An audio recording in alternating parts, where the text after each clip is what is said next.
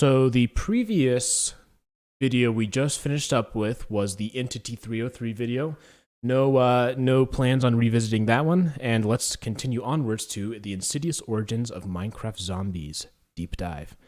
I need to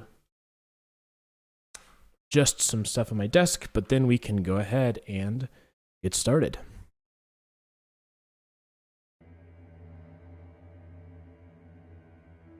As always, let me know if the audio is In many bad. ways, Minecraft is a game of parallels. There are passive villagers and the scheming illagers. There's an overworld, but also a fiery and dangerous nether. Okay, why are we at 480p? Try that again. There are peaceful animals like pigs and sheep, and then there are destructive mobs like the creeper. Yet, perhaps no parallel is stranger than the one in plain sight, the difference between day and night. Okay, so one thing that's interesting I should point out is, so this video has a different thumbnail style. So the Insidious Origins of Minecraft Zombies, see that thumbnail right there? I actually was like having trouble with thumbnails, so I hired somebody out to make this thumbnail. And I don't know, I think they didn't quite play Minecraft a lot. They didn't really know what Minecraft was, and also I just didn't, it just didn't match the style of the other deep dives. So this was one that I tried something, it didn't necessarily work, and that's okay. Remy has subscribed with Prime. Thank you so much. That is awesome. I really appreciate that you enjoy my content and like to support me. Okay, anyway, so I just wanted to point that out because this was a bit of a interesting little tidbit.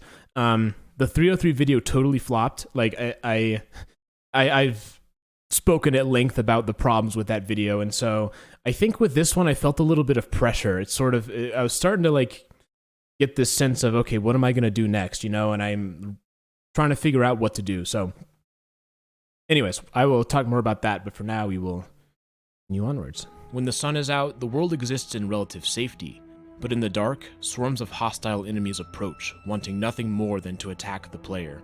Most of these enemies are undead zombies and skeletons. This music actually is Oh my goodness, hi. Hi. Oh, $3. Thank you so much for the $3, the Prodigal Paintbrush. I really appreciate it. And hi, hello to you. Anyways, as I was saying, this music in the background is some of my music from, I didn't write specifically for this video, so it's music that I wrote for something else that I just reused here. They're similar in size to the player, but they're distorted, infected with some bizarre disease that destroys their flesh and changes their behavior. We can't let the fact that this is so common distract us from just how strange it is. What is this undead contagion anyways? It seems to be magical in some way, but how? Is it possible to explain such a weird Minecraft phenomenon? So this video is sort of like the companion video to the Extinction Theory. So the Extinction Theory, I more told the story. I kind of just presented it as fact, but I didn't really explain why I reached that conclusion. So this one's kind of was designed to elaborate and give more details as to how I got to where I got to. Welcome to Deep Dive, a series where we are exploring the secrets of Minecraft. Tonight, we're going to take a structured look at the undead who have saturated the overworld. Hopefully, through this process, we can start to put together a bit more of the complicated relationship between magic and zombies. This video will be best if you've been watching the Deep Dive series for a while, especially these videos here. If this is your first time, then I'll still explain things, just know that there might be some finer details that won't be mentioned. With that out of the way, it's almost time to get started. Join me for a dive beneath the waves.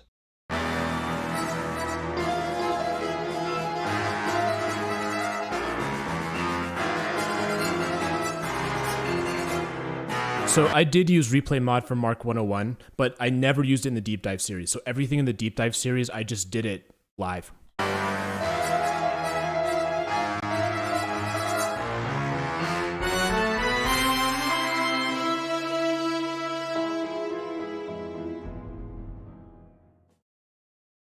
Before we dive in, we're going to take a look at this video. Sponsor Audible. We talk about magic a lot during the Deep Dive series, and for good reason. It's one of the parts of the Minecraft world that makes it so unique. It's connected to many aspects of the game. Seemingly wherever we go, there's something that's magical.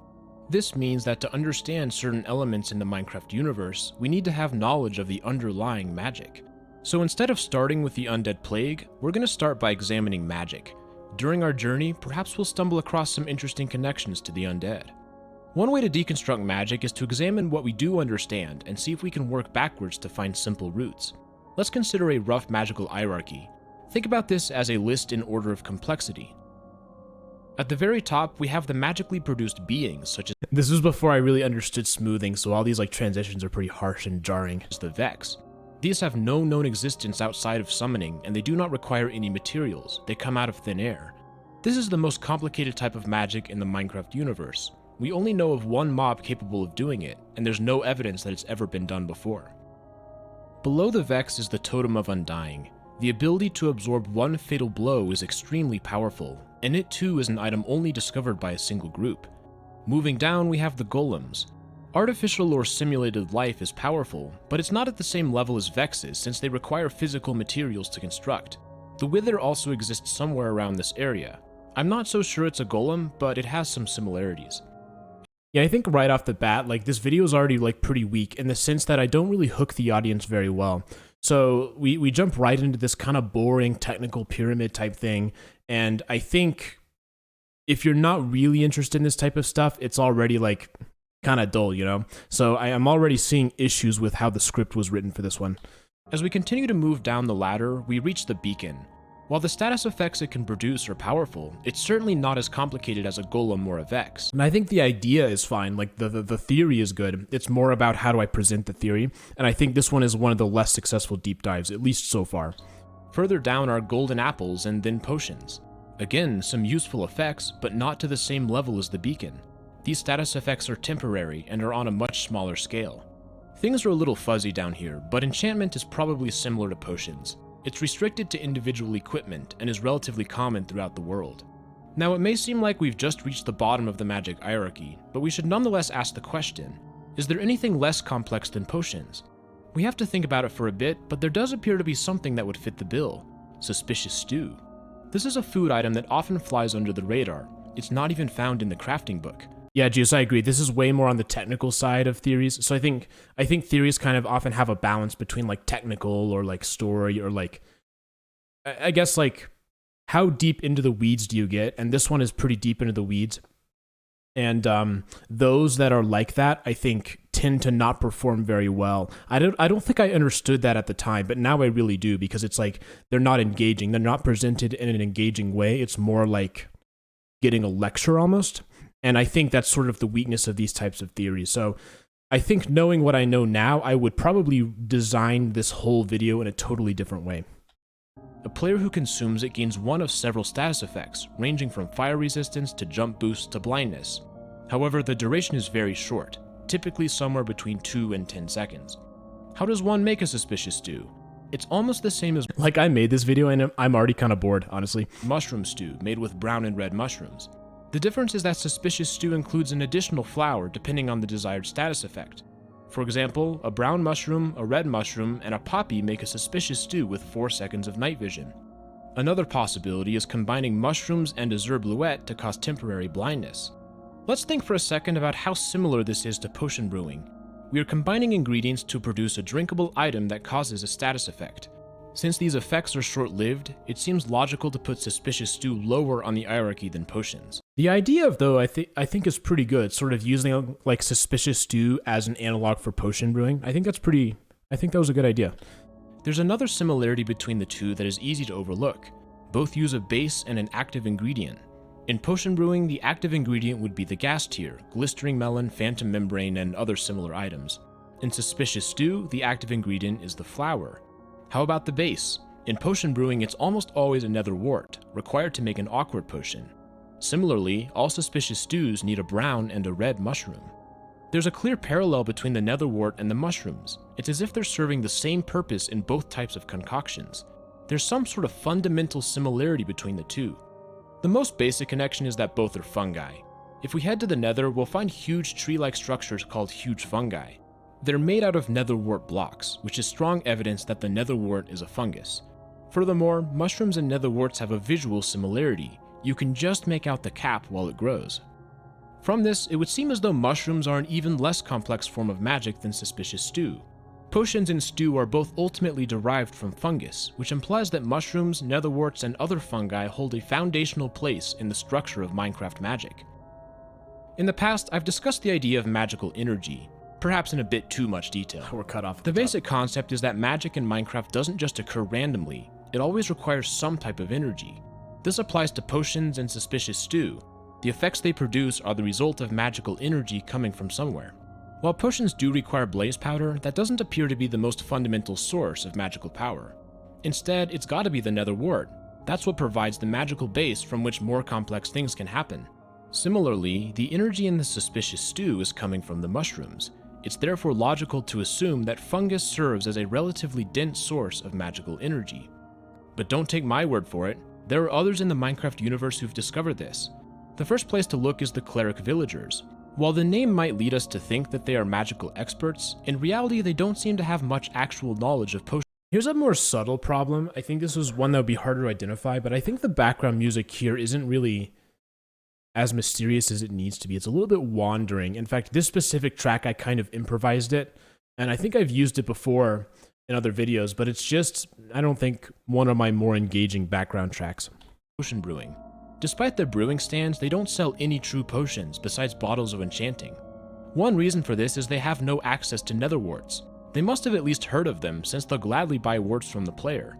Unfortunately, we don't see any evidence that they know what to do once they have them. What about the witch? I've argued that witches are cleric villagers who've been outcast for tampering with the undead. In igloo basements, we can see that the witch was attempting to cure the zombie villager. Part of this included making a potion of weakness, something we never see normal clerics do. But how did the witch brew a potion without netherworts? Well, it turns out that the potion of weakness has a special recipe. It's the one potion that does not require a netherwort to brew. Instead, it uses a fermented spider eye, which contains a brown mushroom. In essence, what the witch was able to do was realize that the fabled netherworts were not necessary. Instead, mushrooms could get the job done. These mushrooms were exceedingly powerful, even able to cure the zombie disease which had long plagued the villagers. The witch had rediscovered the magical capabilities of mushrooms, especially with respect to the undead. Let's keep going with this. When the witch was banished, where did they go? To swamps, one of the few places above ground with an abundance of mushrooms. Furthermore, the witch cultivates red mushrooms in a pot on the windowsill. Presumably, they use these to brew potions in their cauldron. It would seem as though the witch understands that mushrooms are a key source of magical energy. Yeah, so I think this whole idea is pretty good. I think it makes sense. The theme of discovering the utility of mushrooms shows up in a different place. The Illagers are the group with the most complex magic, far beyond anything the witch has ever done. Yet, they too understand the importance of mushrooms. Their home base is the Woodland Mansion, an extremely rare structure that is found in the Dark Forest biome. Dark forests have huge mushrooms scattered about, something that is rare in other places. Furthermore, we can find mushrooms in the mansions themselves. There's a room where the Illagers are clearly farming them. Is it for food? That's not likely. Mushroom stew is not found in any chests owned by the Illagers. Instead, it appears that they survive on mostly bread, which is found everywhere.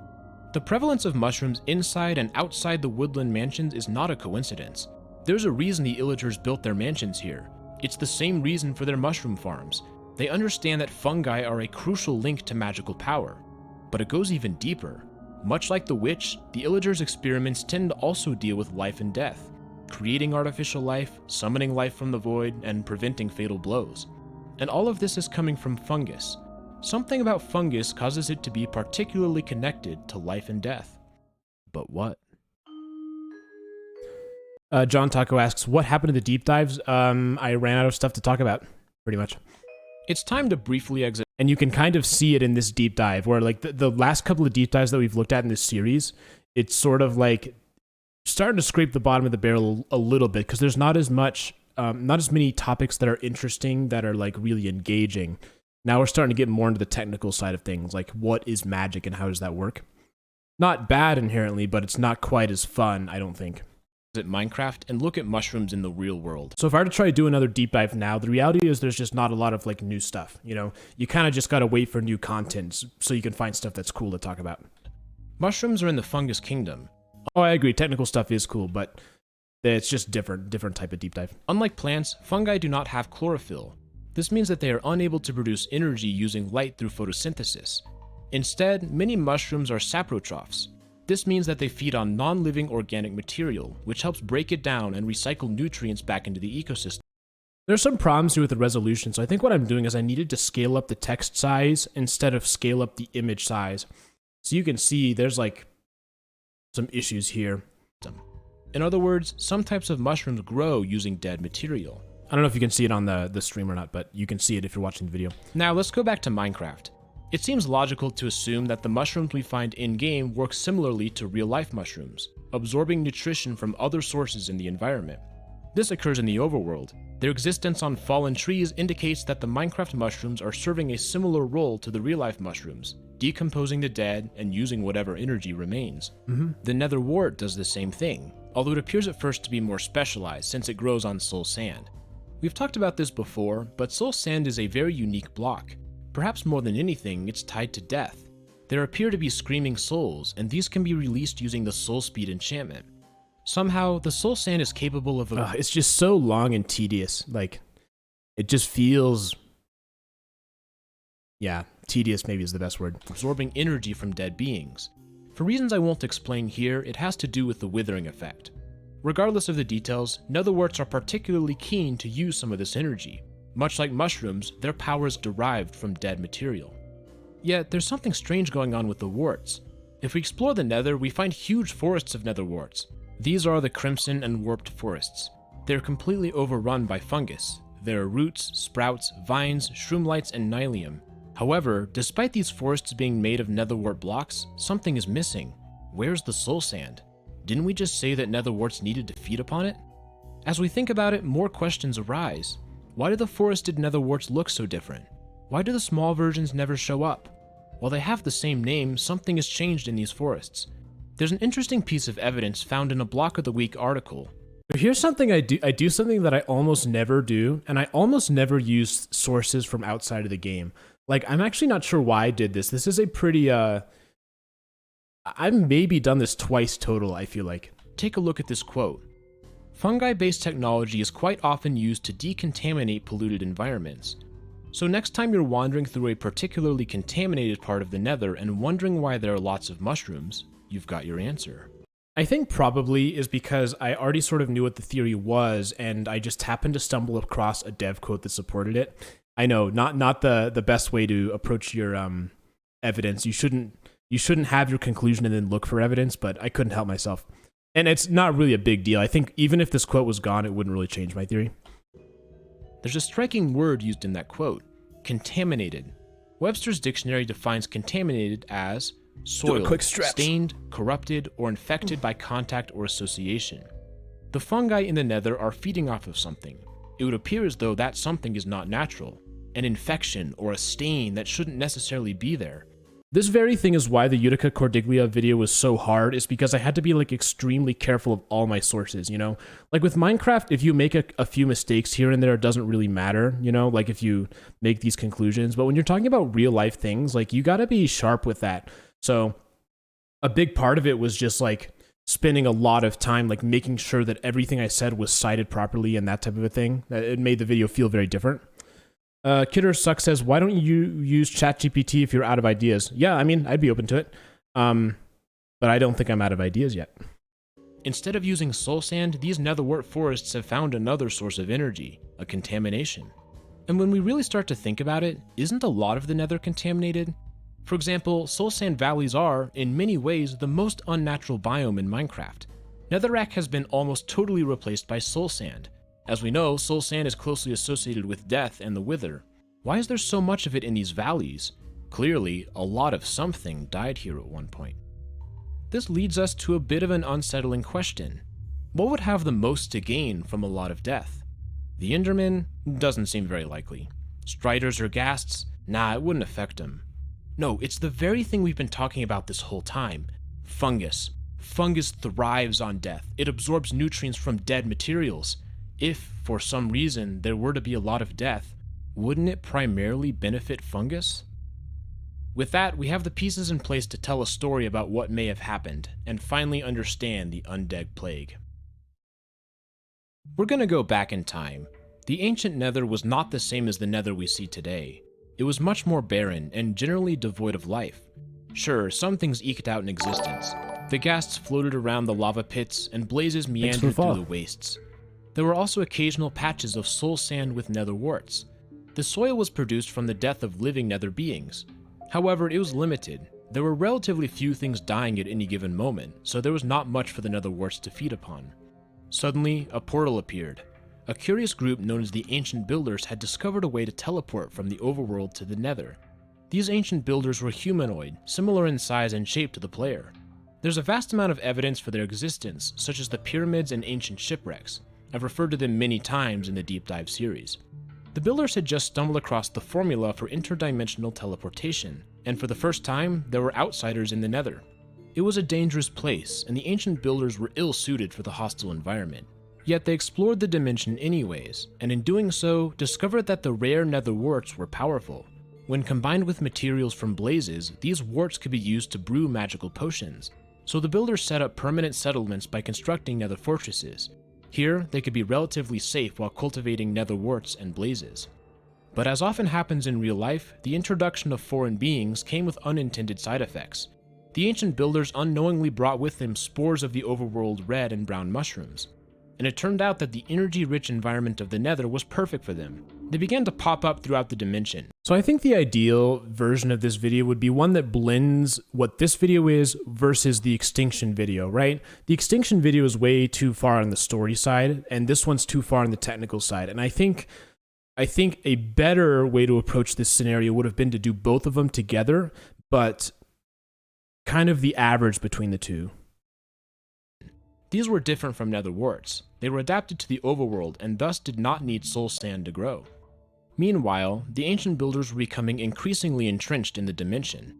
It turned out that there were a lot more useful things in the nether than they had initially realized. For example, netherite was a superior material. So superior, in fact, that they constructed huge bastion mining outposts.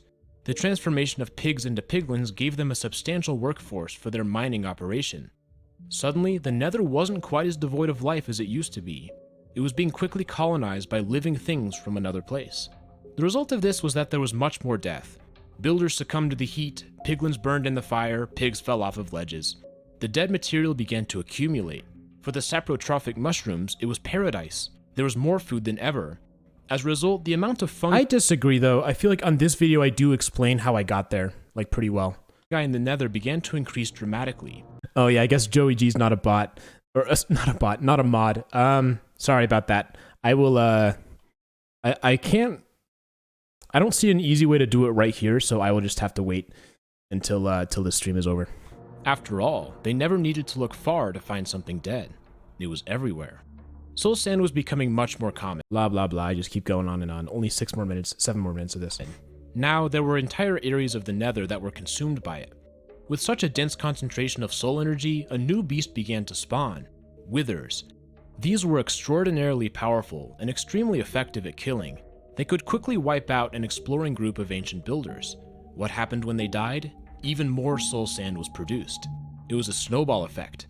As soul sand spread to more areas, bigger and bigger withers began to form. So this shot I actually did in DaVinci Fusion. I like sort of cut out the wither and then like did some effects on that. I don't know. I don't know why I did that, but I did. They became so huge and so dominant that fighting one was a monumental task for the ancient builders, and they were forced to avoid soul I might have scaled it up too, but like in reality you can't even tell because of the way the 2D perspective works. sand valleys whenever possible. However, they did realize that there was some benefit. When a builder would die, they would bury them in these valleys instead of risking the spread of sand to other places. These valleys were dangerous anyways, why not take advantage of it? I think this video too, in this section, could have benefited from some more animation. I think it's too much focused right now on what the words are saying and not enough visuals to really explain what's happening. But the fungus was starting to change. Thus far, we've talked about fungus being saprotrophic, feeding on dead material. However, in real life, there's another way which fungus can get its energy: parasitism. In this scheme, parasitic fungi attack beings while they are still alive. Same issue with the text This scaling can there. cause disease and other major problems for the host, but it has the distinct advantage of mobility. Furthermore, certain types of parasites also use the host for reproduction. A famous example of this is the cordyceps fungus, which has varieties that can infect insects and arthropods. In a terrifying twist, the cordyceps takes control of the host, forcing it to climb higher and higher. Yeah, and these are really cool. I think there's a Planet Earth section. It's either Our Planet or Planet Earth, one of those two, which like has the cordyceps fungus. And I really wanted to include like the footage from it, but obviously I can't do that. So you should check that out. It's a really great segment. Then the fruiting body of the fungus bursts from its head, spreading the spores to more victims. There's an obvious there we go. Yeah, I talked about it. example of this type of behavior in Minecraft. Mushrooms. Found exclusively in the mushroom fields biome, mushrooms are cows that have been afflicted with a parasitic fungal disease. They're so far gone that we can explicitly see the mushrooms growing on them. We also know that mushrooms are not a new species, since it's possible to remove the shrooms using shears, returning it to a normal cow. No, this is an example of fungus acting as a parasite. Mushrooms have the ability to feed off of living cows. Yeah, see, I wonder if I could have like started with this. I wonder if I could have started with the mushrooms and sort of used them as an example and then kind of explain the example as I went. I think that might have been a better way to structure it. Netherworts can feed off of dead soul sand. What if these two abilities could combine to produce a crossbreed? A new way for the fungus to thrive and reproduce. Not living, not dead, but somewhere in the middle. Undead. An undead being would have many useful traits for the fungus. It could target and attack susceptible beings, thus continuing the life cycle. But the brain would be too infected to realize what was happening and attempt to cure itself. And the best part of this entire thing? There was a whole new dimension filled with potential hosts. And these hosts had an awfully convenient habit of returning to the Nether again and again. The undead disease started slowly, as novel infections usually do. The fungus affected a piglin or two. A couple of ancient builders contracted the disease. Yet, it wasn't long until the fungus began to completely explode in population. In Minecraft, mushrooms only grow in low light levels. The zombie fungus was no different. While it was fine during the nighttime, it was unable to survive the harsh light of day, burning up in the sun. Thus, the infected beings only emerged during the darkness. The infection spread throughout the overworld. It was so powerful that the number of ancient builders began to rapidly dwindle. While they did manage to cure the disease at one point, a critical component was gold for golden apples. There was a lot of gold in the Nether, so the builders set up huge trips to bring as much gold over as possible. Yet, as they gained more life-saving gold, they brought the fungus over as well, only making the problem worse and worse. It didn't take long for there to be a mass extinction event, which ultimately killed off the species. Check out the above video if you want more information on how this happened. It's too long of a story to tell here. Suffice to say, the fungus was so effective that soon, only the infected remained. With the ancient builders gone, things began to change in the Nether. The huge withers began to die off because of a lack of things to kill, leaving only their bones in the soul sand valleys. That line, I was like, I kind of just threw it in. I don't really explain it, and I'm not even sure if I believed it at the time. The parasitic fungus found some susceptible beings in the piglins, but they were too limited. Instead, the non-soul sand variants became the most successful fungus. Forests grew, and with them, new ecosystems developed. No longer restricted to just soul sand, the netherwort forests became the areas of the Nether richest in life. Sure, there was a contamination brought forth by the ancient builders. Yet, as so often happens, life found a way to take advantage of it. This theory has a lot of moving parts, so let's take a step back to give a brief summary. Fungus is useful for many different magical purposes, which implies that it's getting its magical energy from somewhere. We also know that fungus can be saprotrophic, feeding off of dead material. This is how we see it most often in the overworld, and also with netherworts and soul sand. However, it is also possible for fungus to be parasitic. We see an explicit example of this with the mushrooms. As more and more ancient builders came to the Nether, the netherwort fungus mutated with the overworld fungus and developed the ability to reproduce by converting living beings to an undead version. Thus, fungi could get the magical energy necessary for survival without needing for the host to be completely dead. This eventually spread to the overworld, and it ended up destroying the civilization of the ancient builders. As with all theories, I encourage you to think about this critically instead of taking my word for it. One possible issue is the following. If the zombie plague really is fungally based, then why don't the zombies ever totally decompose? I would once again bring up the mushrooms. It's not in the fungus's best interest to ever kill the host. Rather, it wants it to stay undead for as long as possible. That's why zombies attack villagers. Zombifying other beings keeps the fungus alive for longer, essentially acting as a way to reproduce. There may be some who disagree with the very premise that mushrooms are magical. You could very well interpret mushrooms eating dead material as just doing what they do in real life, without any sort of magic involved. And that certainly could be true. But considering how much magic and life force seemed intertwined, and also the magical uses of mushrooms, I felt safe enough taking the leap here. Still, this is a point which could defeat the theory if you disagree. Ugh, that was terrible. I'm only saying that because I've recently seen the other deep dives, and I think this might be the worst deep dive. And I think I sort of realized that I was running out of things to talk about, right? Like this whole deep dive was just too complicated, too big, too unwieldy. It didn't have like the elegance that some of the other ones did.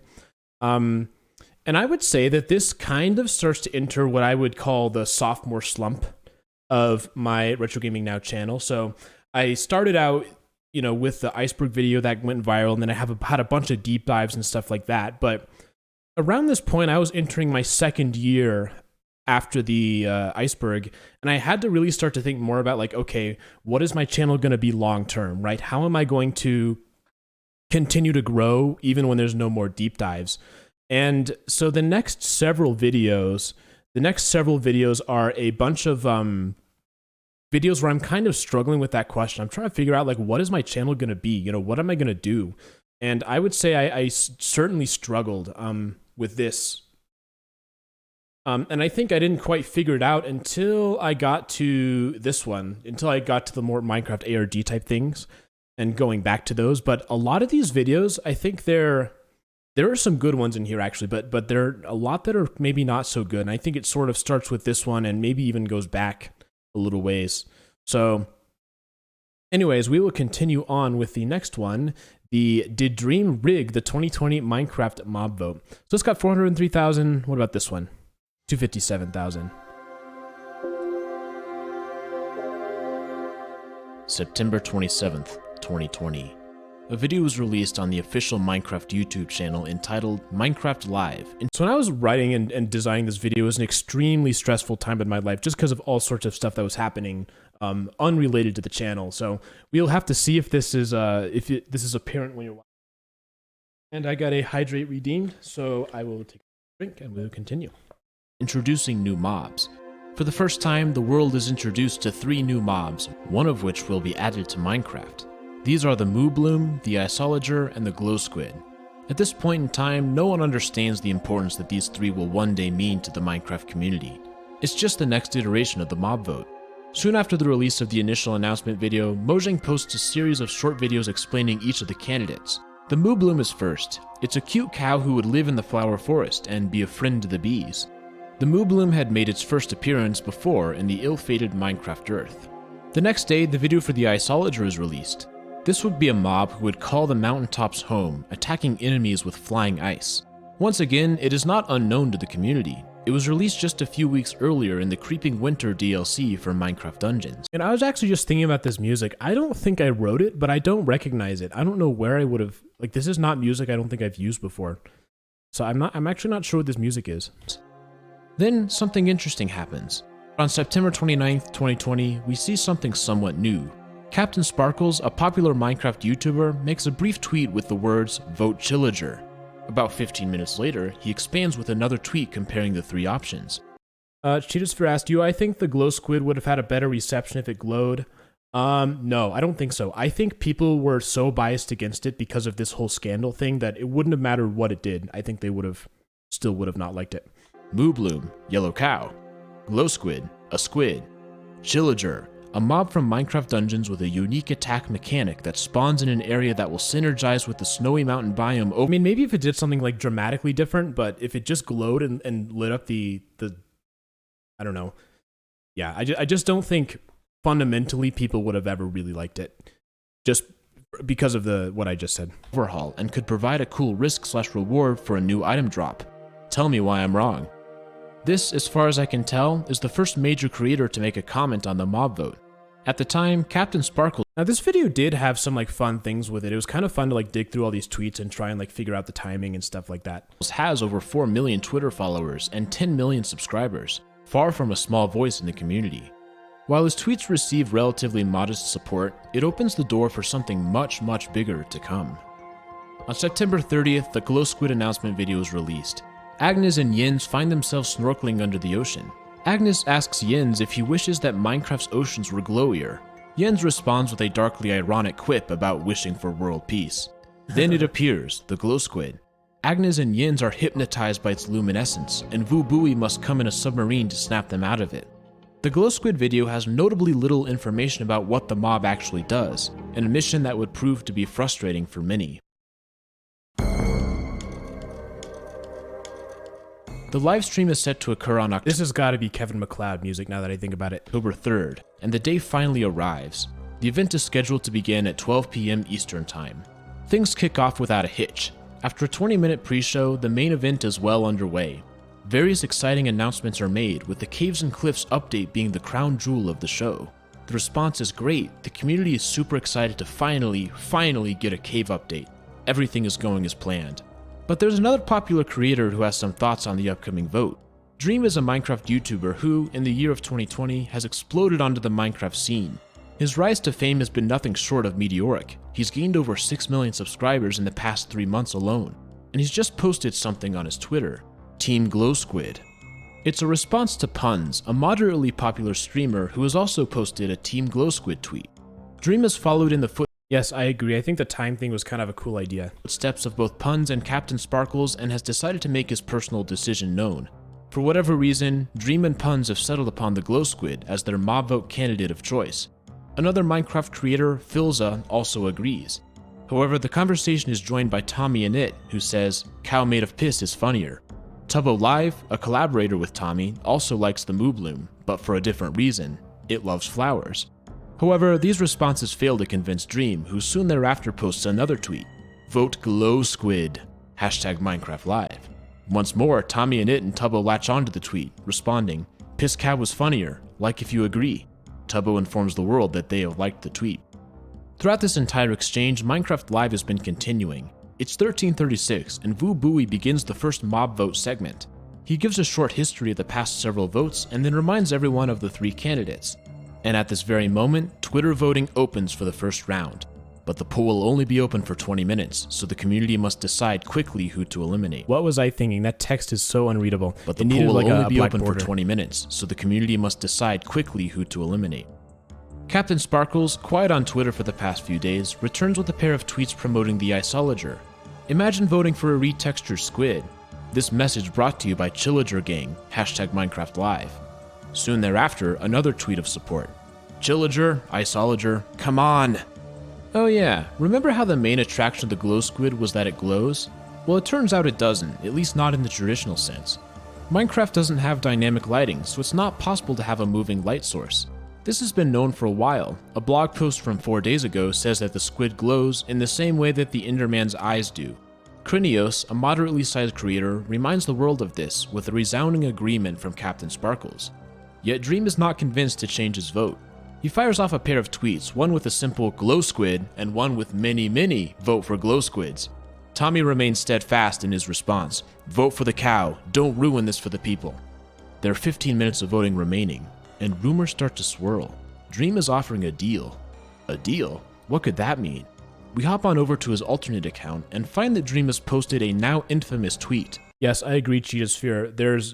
It's very clear in a lot of ways how this whole debacle has changed how Mojang approaches mob votes in a lot of ways. Following people who have proven they voted for the glow squid. That's right, Dream has decided upon a different tactic, a supposed Twitter follower for voting for the squid. It's hard to know for sure if he's serious. However, he does respond to a handful of people who post screenshots of their glow squid vote, with things like, "Good job, soldier," "Let's go," and "Worthy." He's obviously convinced some people to vote, and among these people is Mr. Beast, who tweets, "Dream told me to vote for the squid." Is Dream actually following people though? On October 1st, he was following 232 people, and tomorrow, once the dust is settled, he'll be following 238 people. So in retrospect, it would appear as though the famous tweet was not meant to be serious. It doesn't seem as though he actually meant that he was planning on literally giving out follows for votes. But in the moment, no one knows for sure. Captain Sparkles tweets a meme promoting the Iceologer. This whole time, Tommy has been unleashing a barrage of Moobloom tweets. Smaller creators Time Deo and Ant Frost have also chosen the Moobloom. Dream tweets several more messages of support, including, "We win these DTTWT," This is a reference to Dream Team Twitter, including Dream, George Not Found, Sapnap, and Bad Boy Halo. However, none of the other three are posting on Twitter during this vote. This is Dream's game. And finally, after a long and chaotic 20 minutes, the vote closes. The Moo Bloom will be eliminated, finding itself in a distant third place. Celebrations ensue for the Squid supporters. After a few minutes, Vu Bui returns to Minecraft Live to make the official announcement. It's a two-horse race now between the Glow Squid and the Iceologer. The second and final round of voting is now open. With the Moo Bloom out of the race, its supporters must choose a different side if they wish to continue voting. Captain Sparkles welcomes the Moo Bloom crowd with open arms to join the Iceologer team. Dream also tries to convince people to switch, tweeting, "Moo Bloom supporters and Glow Squid supporters rise up against the Ice Idiots." Now, it kind of makes sense that if you did vote for the Moo Bloom, you would probably vote for the Glow Squid because the Moo Bloom is like a nice peaceful mob, and like the Illager is very, very different from the Moo Bloom. So I feel like if you were going to pick something to switch to, they'd probably switch to the Glow Squid, right? I think that makes sense to me. And we can all agree that both Moo Bloom and Glow Squid are much greater than Ice Guy. Tommy, crushed by the third place finish of the Moo Bloom, must make a choice, and it's the Glow Squid. This sparks a reply from Captain Sparkles, who says, "You are not of legal voting age." This generates the response, "You are old." Tuppo has apparently switched from the Moo Bloom to the Iceologer, and they defend Captain Sparkles with, "The captain may be old, but he is oh so wise and powerful." I never watched any of these creators. I've definitely heard about them because they're popular, but none of these people I ever watched. It was kind of interesting, putting myself into that world for a little bit. To which Tommy says, "He is also stupid." Dream has been It's just not the type of content that interests me usually. silent recently, but new voices have entered the conversation. XQC tweets, "Don't let Dream win. Vote for the darn Iceologer," adding themselves to the Ice team. This is another one, XQC. I've definitely heard of them, but I've never watched them, I don't think. There are a few more Captain Sparkles tweets, but the second round is much quieter than the first. And it isn't long until the 20 minutes are up. The vote is over. The Glow Squid is victorious, winning with a slight but decisive stretch. margin. A few minutes later, Minecraft Live concludes the live stream with the final segment, which confirms the results. The Iceologer has been eliminated. The Glow Squid is the Mob Vote 2020 champion. Captain Sparkles is upset as he makes clear in a couple of tweets. Dream is excited as he makes clear in a tweet. It's all in good fun. Voting is ended, and that's that. Or is it? Before we finish this story, we're going to take a quick look. There's a safe tag. The ad. At this point in time, it seems like we're done. The mob vote occurred, the Glow Squid won, that's it, right? But a quick trip to Twitter alerts us of a new hashtag, Cancel Dream. There are many people who are upset about the way the mob vote has gone, and they put the blame for the Glow Squid's victory on Dream. Apparently, Dream rigged the vote. People are upset about Dream's pushing of the Glow Squid. Dream responds with a tweet.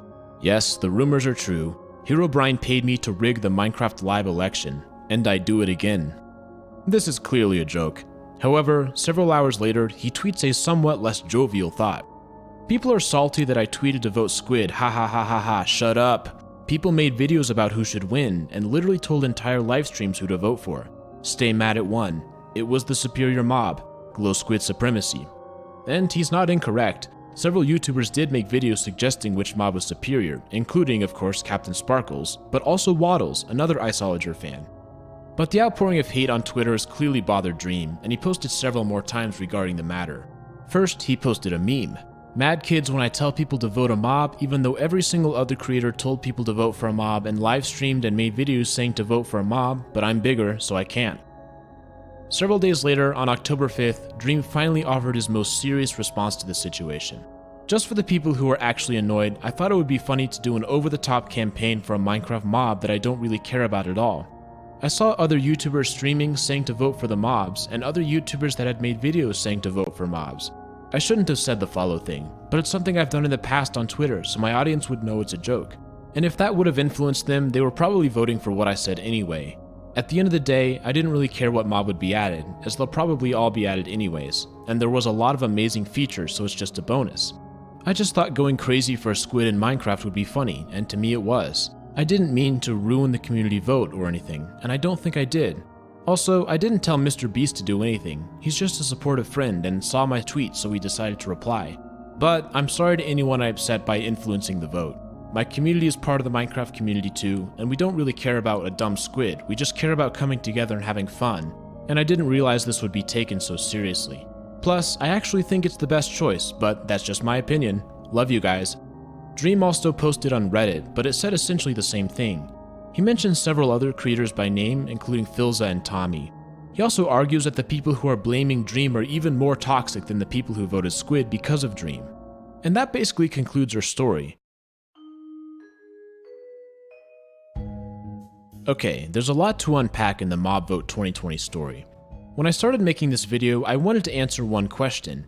Did Dream rig the mob vote like so many people say? In some Minecraft communities, it almost seems like a given that people accept that Dream influenced the vote in some unfair way. Including on like my Discord. Oh, looks like I'm about to talk about that, so never mind. I did an informal poll on my Discord server, and about half of the respondents selected the option Dream rigged it. Yeah, but around that time, it's like anybody you talk to, it's just like, oh, he rigged it. They just treat it like it's a fact. Glow Squid won unfairly because of Dream. Much of the debate revolves around Dream's tweets. He's accused of being manipulative, and as a result, swaying the vote enough in the direction of the Glow Squid that it emerged as the ultimate victor. Do these accusations have merit? Is Dream to blame? Did Dream have any sort of actionable influence at all? There are a couple of approaches to this.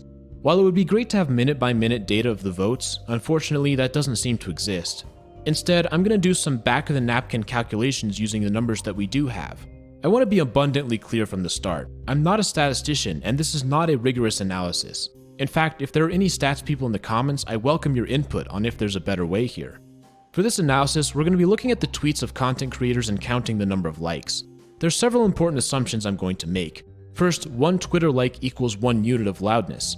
This ignores the fact that the same person can like multiple tweets and multiple creators. We will be comparing absolute numbers as there's no easy way to account for crossover.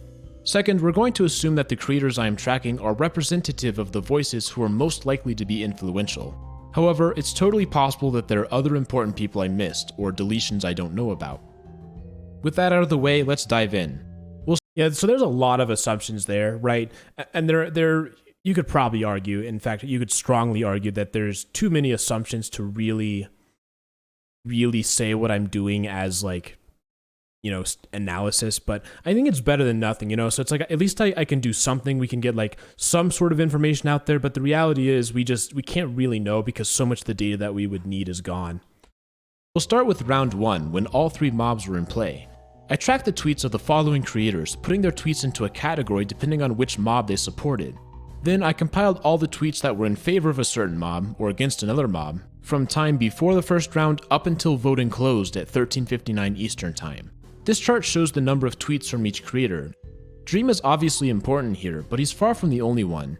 In fact, his 366,000 likes in favor of the Glow Squid are only slightly in front of Tommy's, with 342,000 likes. This means that, from this dataset, Dream accounted for about 36% of the motion's so jarring. the total likes, This was before I really used Fusion a lot, so I didn't have as much fine-tuned control. whereas Tommy was about 34%. Remember, Tommy and Dream are voting for different things at this point in time. Yeah, and that's basically what I'm going to argue in this video, is that rigging is way too strong a word. Influence, sure, but rigged, no. I don't think there's any way you can reasonably say that. Tommy is a Moobloom fan, whereas Dream is a Glow Squid fan. We can look at the rest of the creators to see the total numbers for each mob. Glow Squid is certainly in front, with 53% of the likes, and the Moobloom is behind with about 43%. Yet, bizarrely, Iceberg is a distant third. While Captain Sparkles was a supporter from the beginning, it seems as though he failed to gain any sort of momentum in terms of getting other big creators to latch on. It's always possible I just missed them, but at this point, it appears to be a 2-horse race between the Glow Squid and the Moobloom. That is, until we look at the actual votes. It turns out that the Iceberg was far more popular than the creators suggested. Yeah, and I think this is maybe the strongest argument I've had, which is that if you only look at Twitter, it would be like, you'd think that there wouldn't be enough support, but when you actually look at the real results, that there's a pretty relatively equal distribution. And so I think it sort of implies that like maybe Twitter isn't as important as people tend to think it is in terms of how people vote. Again, hard to know for sure. And the Moobloom was far less popular. Despite having a substantial number of likes, I think Sparkles would have been, but Dream is like somebody who people really love to hate. Sometimes it's justified, sometimes not, but he's the type of person where I think people are more likely to go after him. tweets, the Moobloom finds itself in a distant third place. This is intriguing. It appears as though the true influence of the Moobloom content creators was less than expected.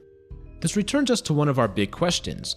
Do the tweets of large YouTubers cause any actual, tangible effects on the way that people vote? At least in the case of the Moobloom, the answer seems to be no.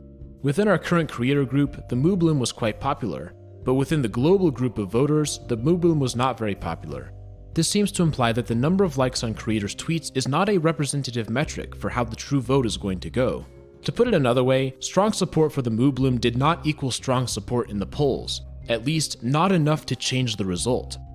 It's foolish to argue that these YouTubers had no effect whatsoever, but I really have to question if their influence is anywhere close to the level people seem to think. Surely the Moobloom would have had a stronger showing if that were the case, right? Let's move on to round 2. We'll be looking at tweets that occurred after the conclusion of the first round. The Moobloom is now eliminated, leaving only the Iceberg and the Glow Squid. It's here that creators who supported the Moobloom can either remain silent or switch teams to support one of the remaining mobs.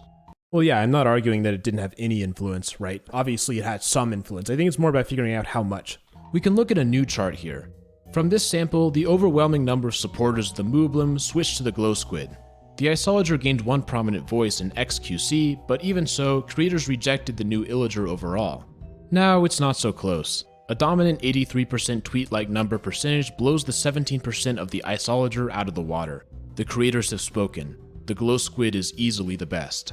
With such a crushing majority of creators supporting the Glow Squid, we would expect their influence to lead our luminescent friend to an easy victory in the official poll. But when we actually look at the results, the margin of victory is much slimmer.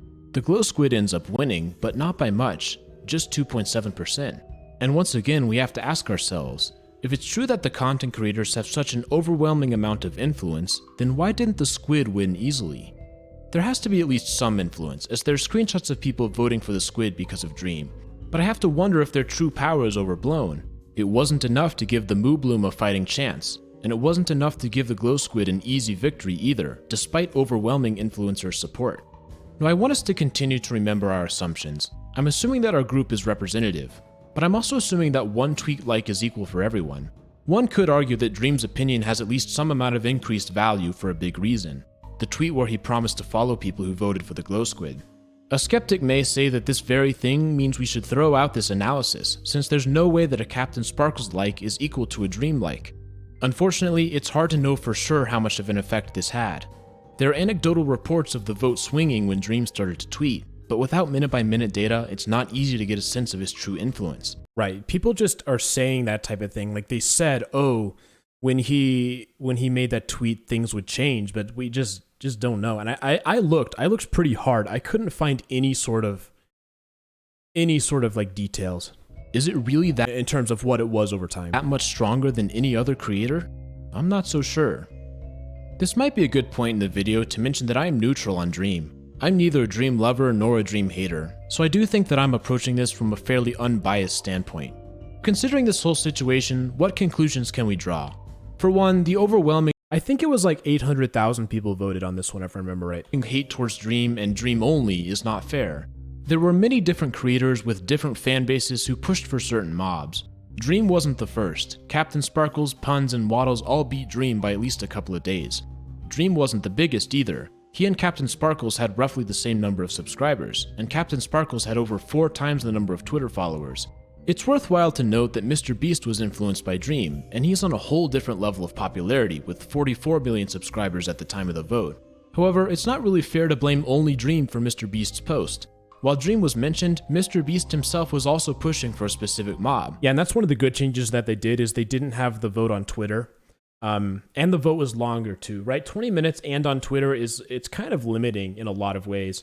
And I think it lends itself easily to this type of like angry discourse, you know, because, well, Twitter has a certain reputation. I'll leave it at that. So he isn't guiltless either. Despite all of this, none of these creators received serious backlash, except for Dream. Why was that? Why was only one person blamed? I think there are a couple of elements. First, Dream was in the middle of a rapid rise to fame, and with that came a huge number of new fans. There were some out there who considered these fans to be immature or toxic. For those people, Dream served as an easy lightning rod, a convenient target to blame. It doesn't appear to me that Dream received any benefit of the doubt from the community. But that's why I'm making this video. I want to look at this situation in retrospect with a clear mind. The most obviously suspect move by Dream was to promise to follow people who voted for the I can't remember. I'm not sure if it was before the cheating scandal. I don't remember. glow squid. I feel like it was before, but I'm not totally sure. This understandably ruffled some feathers, especially amongst those who already considered Dream's fan base to be toxic. Dream is one of those people that I think thrives when people are criticizing him. Like some people, that's not a good thing, but for him, it's sort of like any publicity is good publicity. He just somehow manages to spin it into more popularity. From that point of view, Dream was unleashing his army of loyal stans to swing the vote unfairly in his favor. His initially aggressive response certainly didn't do much to win people over either. However, I think it's worth it to seriously consider Dream's longer response from a couple days later.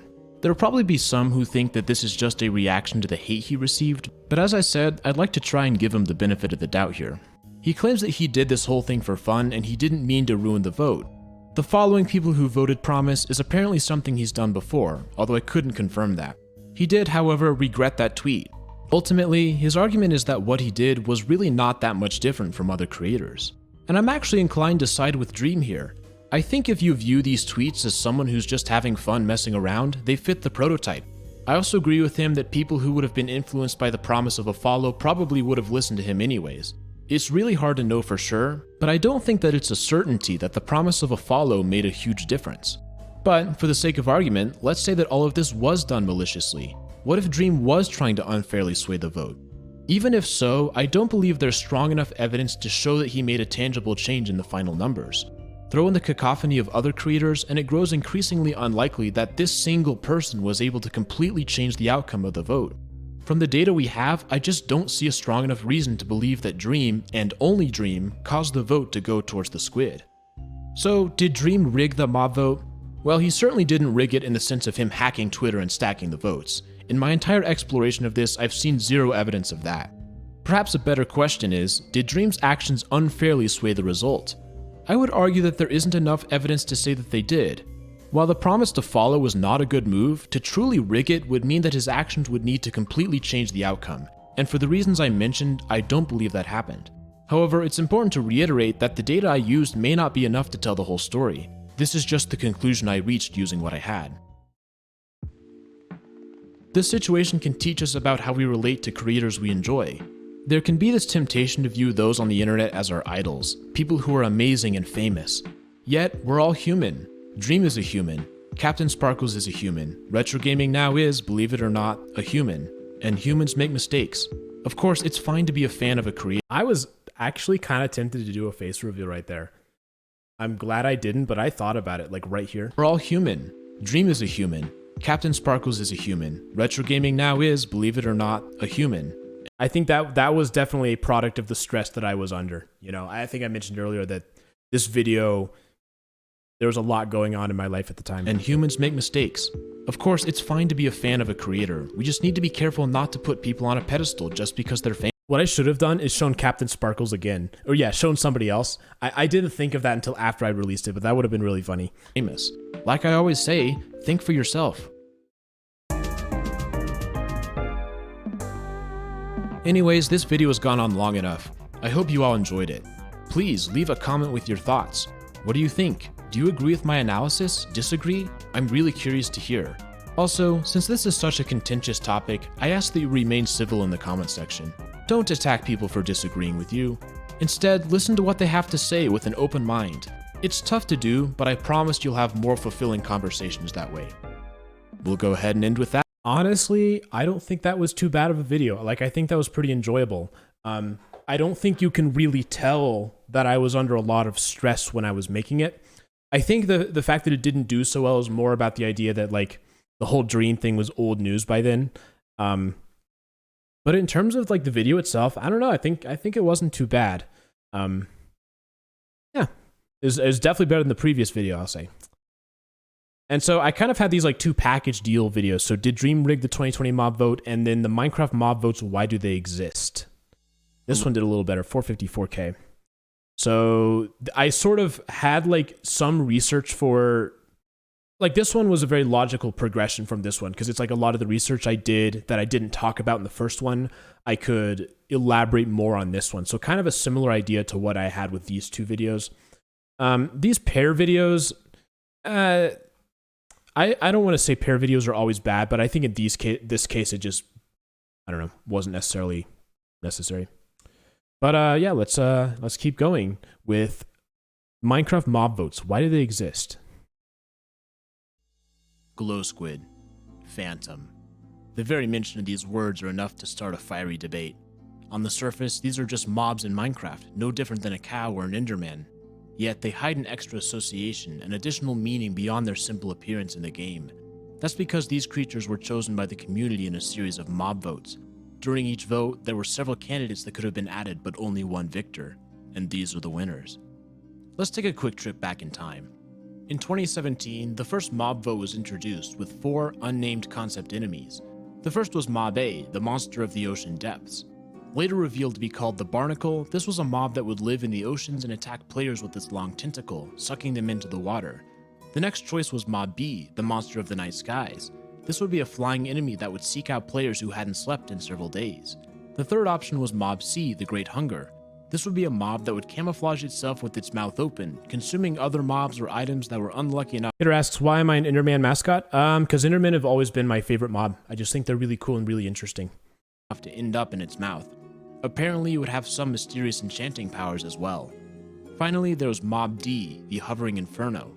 This would be a stronger blaze variant with floating shields. It would have a blast attack and would be found in groups of blazes. The vote was set to occur during the Minecon Earth livestream on November 8th, 2017. 37 minutes into the event, Vu Bui introduces himself as the mob vote correspondent. Thanks, Lydia. Yes, this year at Minecon, we're doing something that has never been done before with Minecraft. We're letting our very own players decide the next mob that goes into the game. The format of the voting was simple. There would be several rounds of voting on Twitter. After each round, a mob would be eliminated until the final vote determined the ultimate winner. Only one mob would make it into the game. Round 1 was extremely close. Mob A was eliminated by the slimmest of margins. A mere 14 votes was the separation between it and third place. See, that's amazing, right? Considering how popular the mob votes ended up becoming, the fact that like 14 votes was the difference. Like, look, there's not even 1,000 votes on these. You know, like 725. Like, that's a pretty huge difference. In the second, I think probably because Mojang got a lot better at marketing, so they sort of made the whole Minecraft Earth, Minecraft Live thing a much bigger deal than it used to be. second round, Mob D found itself on the chopping block. That left only mobs B and C in the final round of voting. Soon, the results came in. And the winner is...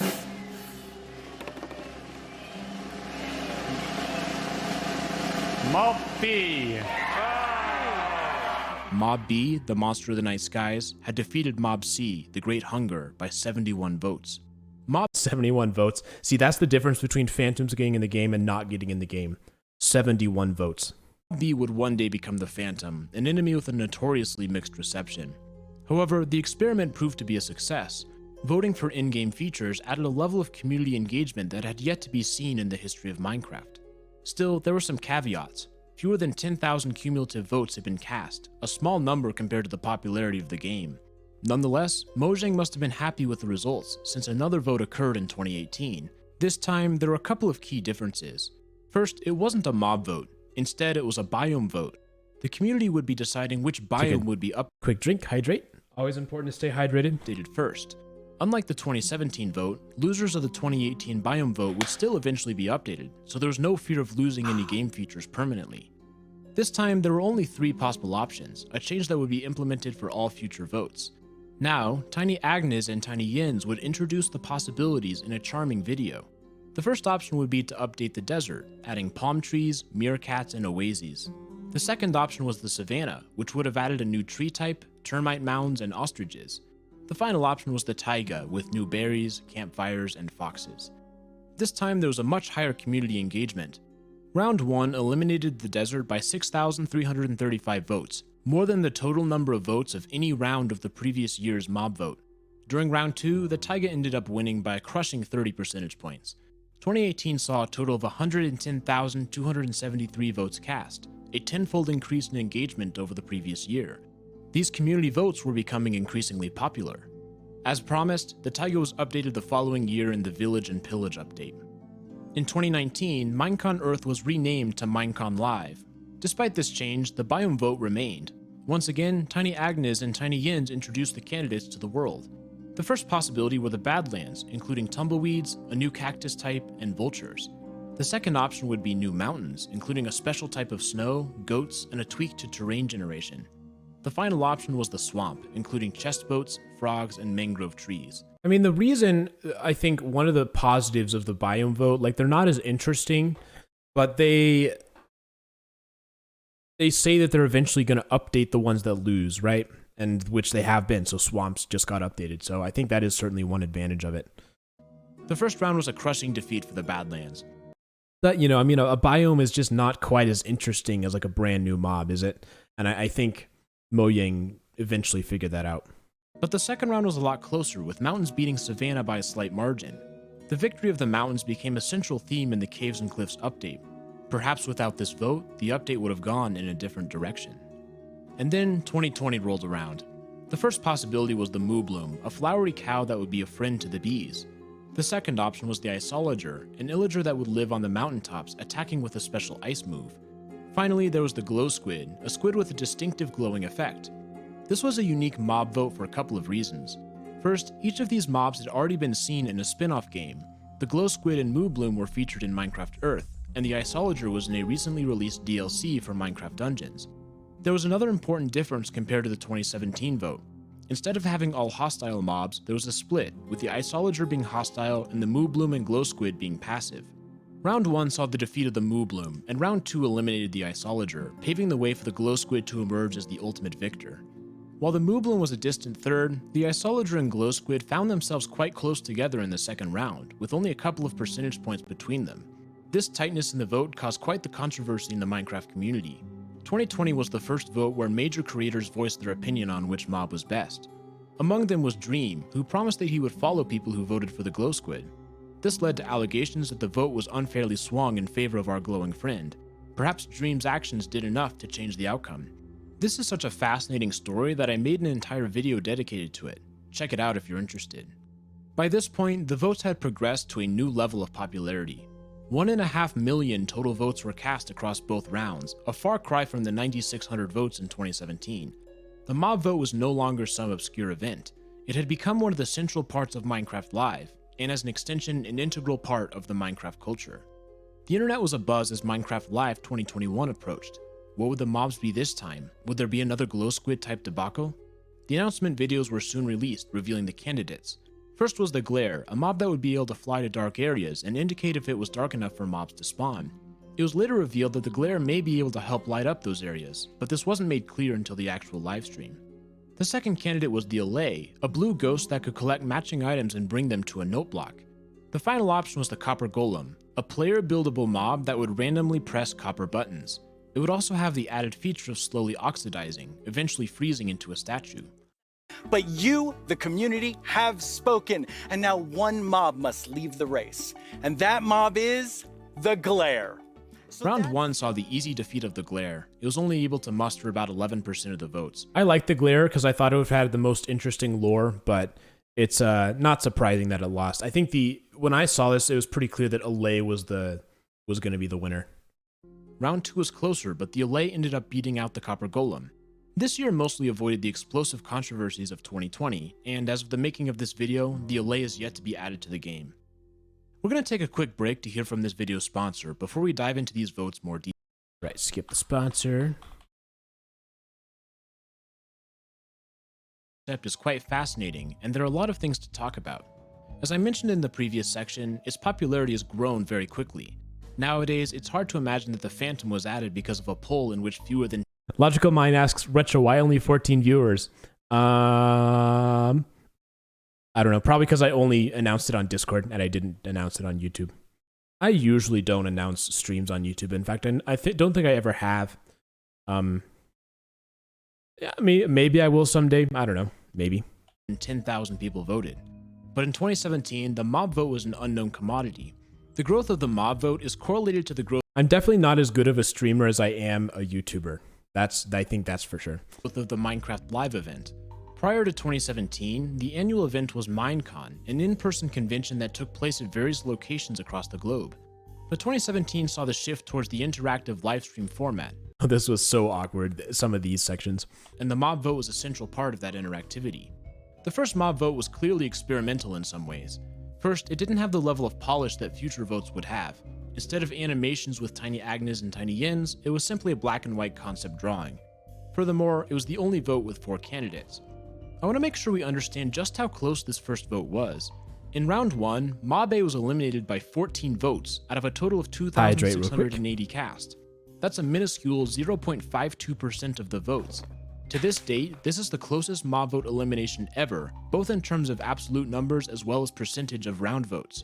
We can call this the elimination percentage, which is found by dividing the number of votes the loser was behind by the number of total votes cast.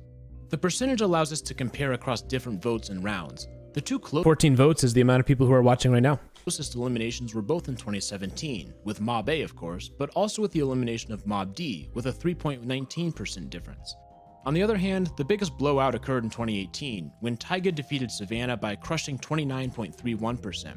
The second biggest blowout was in the first round of 2021, where the Glare lost to the Copper Golem by 26.6%. Most votes, however, see the elimination percentage in the 5 to 10% range. While we're looking at trends in the votes, to date there has never been a vote where the popularity order flipped between rounds. That is, the first place mob in round 1 always ended up winning the vote outright. Yeah, I'm trying to remember, in the most recent mob vote, did they change it so it was just one round, or am I misremembering? I can't remember. But it is true, it never, the order never flipped, so it's like all the rounds were basically meaningless, like you didn't need to have multiple rounds. Round 1 was a perfect predictor of the ultimate outcome. Another interesting nugget is that 2017 round 2 was the only case where the first round didn't have the biggest turnout. In all other votes, round 2 was less popular overall than the first round. The reason behind this is probably the most obvious one. Losers may not switch their vote and instead skip the round altogether. Still, it's interesting that Mojang continues with the round system, despite it never making a difference in the results. There are a lot of strengths to the mob votes from the perspective of Mojang. Stay hydrated. First, it gets people excited about Minecraft Live. As the number of participants in mob votes is increased, so too is the popularity of the streams. This doesn't imply causation, but it appears as though Mojang wants these Minecraft Lives to be a celebration of the community, with the mob vote as a central part. Yet, despite this, many serious Minecraft fans lament the mob votes. There's a sentiment amongst some that the votes do more harm than good, unnecessarily dividing the community. I do think this was especially true in 2020 with the Dream controversy. Yeah. However, 2020 had some structural mistakes by Mojang. The biggest one, in my opinion, was that the mobs were just too different. The Isolager was a hostile mob, whereas the Moo Bloom and Glow Squid were both passive. Furthermore, while the Glow Squid and Moo Bloom existed in Minecraft Earth, the Isolager was in Minecraft Dungeons, a game that may have appealed to a different audience. All of this coalesced to produce an imbalance of the candidates before the vote even began. I believe that Mojang realized their mistake because in 2021 there was a distinct shift. Now, all 3 candidates were much more similar, mobs that were passive but could actively help the player in some way. There's a subtler similarity as well. None of them. Yeah, and then they did this for, what were the 3 mobs in the 22 vote? Like, I'm sorry, I'm already forgetting this. It was like Sniffer, wasn't there another Golem? And, like, I can't even remember him. I can't believe I can't remember, but it was well, someone in chat will remind me. The mobs promised practical gameplay features that couldn't be done in the game already. Copper Golems could be redstone randomizers, which already exist.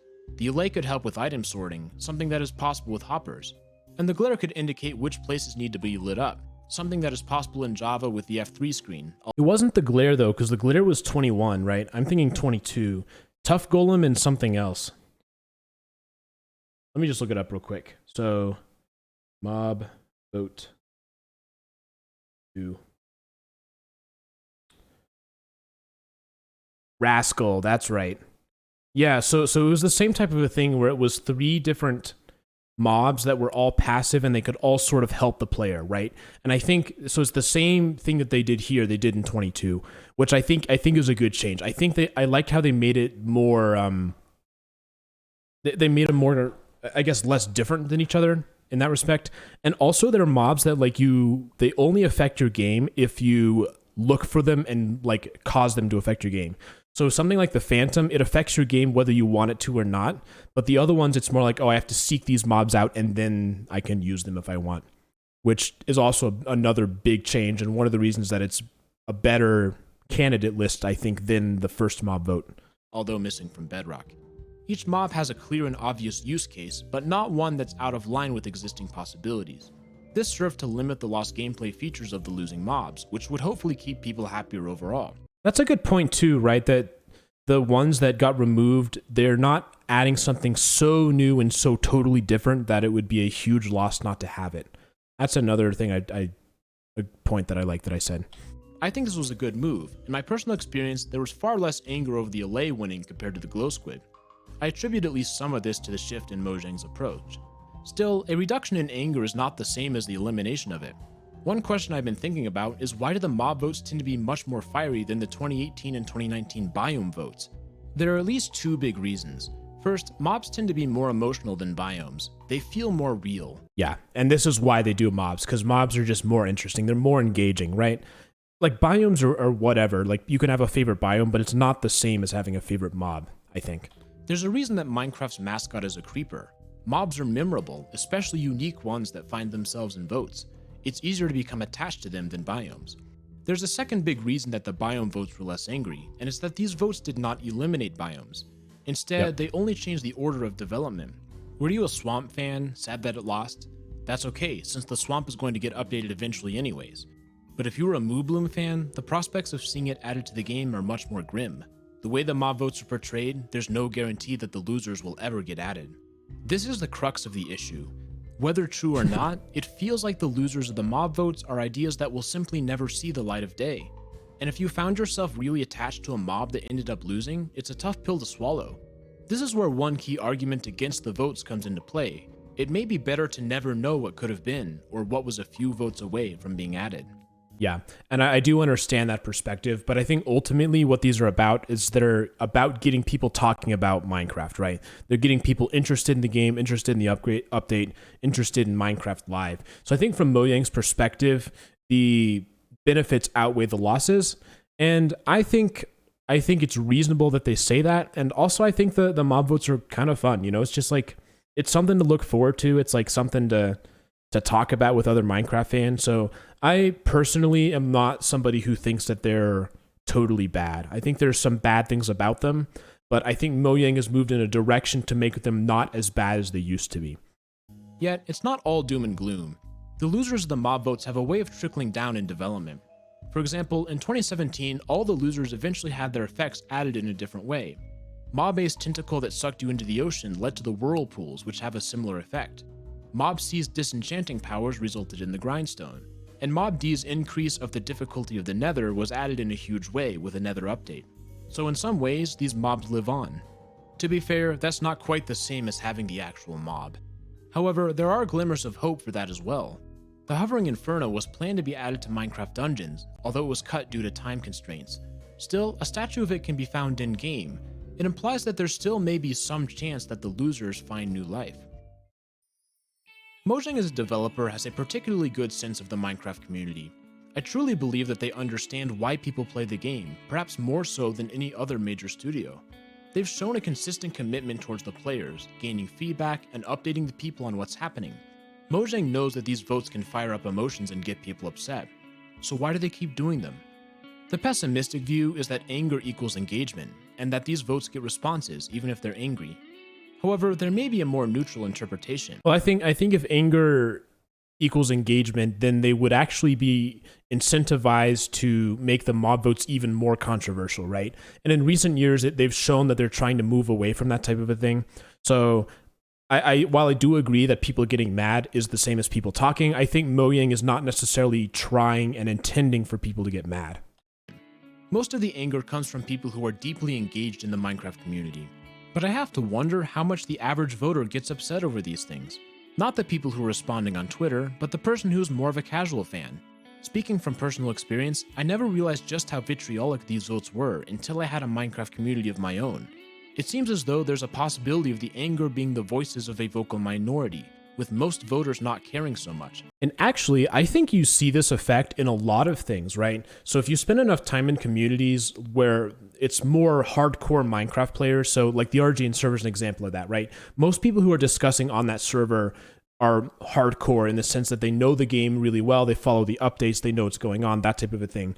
But you have to remember, like, Minecraft has like 200 million monthly players, 200 million. And if you talk to people just in everyday life, like if I talk to people who play Minecraft not as seriously, they're oftentimes not even aware of this stuff. They don't know that there's a mob vote. They don't know that there's like Minecraft Live. And it even goes to the chat reporting thing. Like they just don't even know, and they kind of don't even really care. So I sort of what I'm getting at is I think when you spend enough time with these people who really do care, you start to get the sense that everybody cares. And again, I'm just speaking anecdotally, but I think that's not necessarily true. I think the amount of people who play Minecraft is so much larger and so much huger than the people who are really into all the updates and all the details. After all, even if you count all of the voters, it's a minuscule part of the total number of players. In August of 2021, I'm talking about it right now, of course. there were 104 I think it's so funny, like it's like my train of thought is the same. So like I pause it to say something and then I talk about it right in the script, which I guess it makes sense, but it's kind of funny. 41 million active Minecraft players. How many of those even cared about the mob vote? Honestly, I don't think. Yeah, I totally agree. I mean, I think the minority is the people who are hardcore about it, people who are really understand the game very well. I think that's a minority, and I don't know how much of a minority it is, but I think that probably more people, by probably a substantial amount, don't really care about this stuff. It's a huge number, as evidenced by the vast majority neither voting nor watching the live stream. And I mean, even something like this is evidence for that, right? 2.45 million, so 9 million watched it out of 141 million monthly players. So, I mean, this to me is like some strong evidence in favor of that idea. So there's part of me that thinks that this anger is concentrated in a small percentage of the overall player base. And perhaps this is why Mojang continues the votes. Or perhaps the pessimistic view is true. Or maybe it's something else altogether. But as I mentioned earlier, I do feel that Mojang is attempting to reduce anger through their own decision making, and it seems to be working. It's also important to recognize that part of this falls on the... Yeah, it'd be interesting to see some data of like, is it true that the minority here makes up the majority of the playtime? Could be. It might be, but I don't know. Community. We aren't blameless here. Before finding yourself... There is that 80-20 rule where like 20% of the users account for like 80% of the playtime. I think it applies to a bunch of different things, but maybe the 20-80 rule or 80-20 rule applies for Minecraft. Sucked into one of these arguments, it's worthwhile to take a breath. The person on the other side of the screen is a human, just like you. They're passionate about Minecraft, just like you. And despite your disagreements, they still deserve to be engaged respectfully. Don't sink to the level of ad hominem attacks. Rise above, communicate thoughtfully. I'm speaking to myself here too. I'm guilty of all these things. But without awareness, it's difficult to improve ourselves. Anyways, it's time to start wrapping up. I hope this video was not too bad of a video either. This video has a bump in popularity every time the next mob vote comes around. It's not one of my heavy hitter videos, but it's one that people do come back to for obvious reasons. So the next video, why Minecraft is secretly impossible, is a really interesting video. And this is when I sort of, like, I have a couple of videos here where I'm not totally sure where I'm going with the channel, not totally sure. And then I was talking in Discord and he had kind of a cool idea,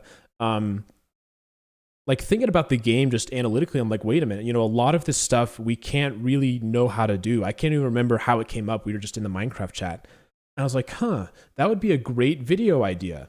And so I made it, Why Minecraft is Secretly Impossible. Great title. This is an example of doing titles well. The thumbnail's pretty good too, because it's sort of like it's recognizable. It's the conduit, but it's rotated in a weird way. I think this is an example where this one and the next one, in fact, I have a string here of really good title and thumbnails. This one, not as much, but this one's fine. This one's like a little below average, I say. But this one is a good marketing. And it's got 1.2 million views, so. Do I have a video about Education Edition? I do not. I mentioned it in the Iceberg videos a couple times, but I have not made a specific video.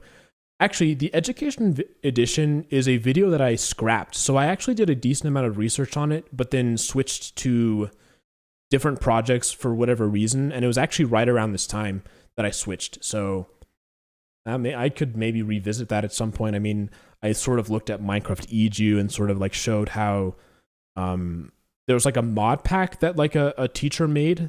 The teacher made a mod pack and it got eventually transformed into Minecraft Education. It was like bought by Mojang. Hi Clorox, welcome. Okay, Minecraft is secretly impossible. I haven't seen this one in a while and I'm excited for this one. I think this is a good video.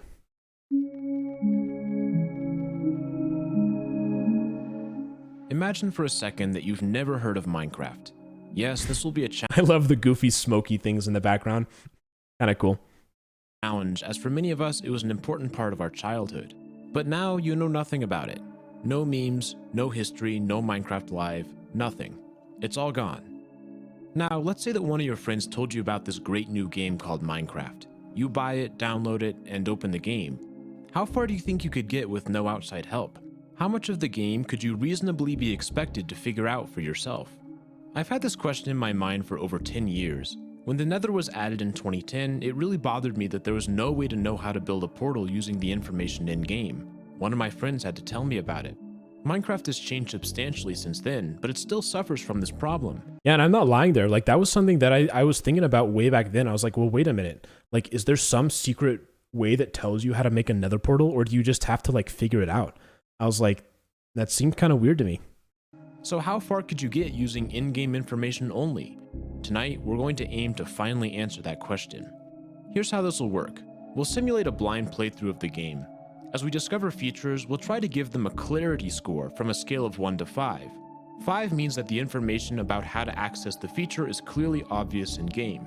On the other hand, a score of 1 would be something that's essentially impossible to discover without outside help. So let's get started. Yes, that's true. So what You Can't Ground Me is talking about is like back in the early years of Minecraft, it was different, right? It's like the game was under active development, so people were reading the change logs, people were doing all of that. So Notch was active on Tumblr. So it's sort of like when new things came out, the people who were playing the game were also likely to be the people who were involved in those spheres. And so he didn't really need to like make a tutorial, if that makes sense. Enter a new world, the game does give us some basic hints. Move with W, A, S, and D. Jump with space. Fair enough, that's pretty easy. Look around, use your mouse to turn. Again, pretty straightforward stuff. We use our newfound controls knowledge to explore a bit, and we stumble upon a tree. Destroy the tree, hold the left mouse button, the game tells us. When we follow the instructions, we discover that the tree does indeed break, or at least part of it. Suddenly we get a notification stating that new recipes have been unlocked. Craft wooden planks, the recipe book can help. Awesome, but just how do we find this recipe book? Is it in the menu? We hit escape, but there's no recipe book option. Is it a keybind? Options, controls, keybinds. Not seeing recipe book anywhere. This was kind of fun, just like treating the game as if I had no idea what was going on. Like, I feel like I would do this. Like, if I didn't know what the recipe book was, the first place I would look is in the menu, because like that's where you see it in a lot of other games. Maybe it's in the inventory. Ah, that's it. There's a book button. Clicking on it, we see wooden planks on the side. Selecting it. I recorded this video on my Mac, and like OBS on Mac doesn't show the mouse cursor. And this is maybe one where the mouse cursor might have been good to have. Moves are logged into the crafting section, and by selecting the planks, we have just crafted our first recipe. Doing so unlocks several new recipes, and our book updates accordingly. Let's try making sticks. Yes, this must be a crafting component, since it appears as though we've unlocked the recipes to several tools. I've got an arrow in me. Look. Yes, this must be a crafting component, since it appears as though we've unlocked the recipes to several. So I think there actually is someone who has been doing a blind playthrough. Like, people were talking about him in the comments. So there, I think, is at least one YouTube channel where they have done that. Tools. But the tools don't show up in the book. What's going on here? Well, let's just make every other recipe available. Wooden button, pressure plate, crafting table. Could this be important? There's a symbol of it on the recipe book. While we have one, it's not immediately obvious what to do with it. But another trip to the controls alerts us to the fact that we can use an item with right-click. So we right-click once to place the table and again to bring up a different crafting interface. Now that's more like it. We can now craft our tools. Let's make a wooden hoe. When we pause the game, we see something called advancements. It currently tells us what we should do next, as well as the following step. Mine stone with your new pickaxe. There's a picture of a wooden pickaxe, so we make one and start mining. After digging down for a bit, we reach the advancement. Next up is construct a better pickaxe. We return to the crafting table and make a stone pickaxe using our new resources. The following advancement is a bit trickier. Smelt an iron ingot. Where are we going to find iron? It seems logical that this is a use for our new pickaxe. We begin mining, and after a few minutes we break a new block, resulting in raw iron. But this clearly isn't our final product. We need to smelt an iron ingot. It's not explicitly clear how to do that, but sifting through the recipe book leads us to a furnace. It has its own recipe book, and as we expected, we can smelt iron and complete the advancement. Wood is a logical choice for fuel, and before we know it, we have our iron ingot. Night has fallen upon our world, and we're startled to see several hostile enemies attacking us. We can attack them back, although we aren't quite sure what this little icon means. We also don't necessarily realize that darkness causes enemies to spawn. The game has no text suggesting that we should craft torches. At this point in the game, the possible advancements diverge. We could protect ourselves with a piece of iron armor contained in the recipe book. We could make an iron pickaxe. We could fill a bucket with lava. The game has taught us the basics of Minecraft, the importance of mining and how to craft. More subtly, it's alerted us to some other important elements, such as how there are different tiers of materials which can be used for tools and armor. However, there are a few critical mechanics that aren't explained. First, the importance of food. This one's probably one we could figure out on our own, and we'd also be helped by the recipe book if we were to acquire raw meat. Another critical block is the bed. Tucked away in the adventure section of the advancements tree, we see that it's possible to sleep in a bed to change the respawn point. But actually making this may be a bit more tricky, as the bed doesn't show up in the recipe book. As we've learned, picking up new resources adds recipes that use them to the book. Right now, we don't know that we need wool. At this point in the game, the next step is to find diamonds and obsidian, which isn't too difficult. After enough time caving and mining, we will eventually stumble upon both of these. But making the jump to the nether will prove to be quite the leap. The "we need to go deeper" advancement tells us that it exists, but it's not obvious how to make a portal. The best clue we have are these mysterious structures scattered throughout the world. One of the nearby blocks is called Netherrack, which could indicate that it's connected to the nether. But even so, we need to figure out that this is intended to be the portal, figure out that it should be constructed upright, figure out that crying obsidian won't work for the frame, and then figure out that it has to be lit.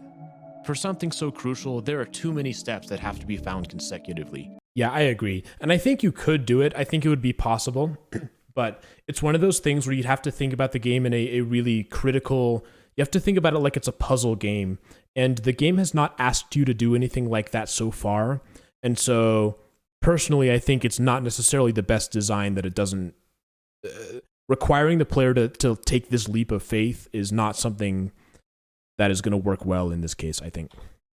Getting to the nether is our first major roadblock. Despite some in-game help, the level of problem solving required to light a portal is far beyond anything Minecraft has asked us to do thus far. Once we finally do make it so there's another thing where I say something and then I say it right in the video. To the nether, an advancement tells us that we need to find a nether fortress.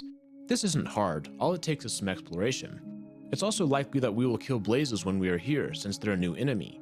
That will unlock the recipe for blaze powder, which in turn will open up the Eye of Ender if we've killed an enderman.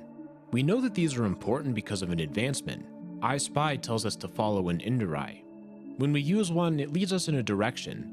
Finding the stronghold is fairly logical.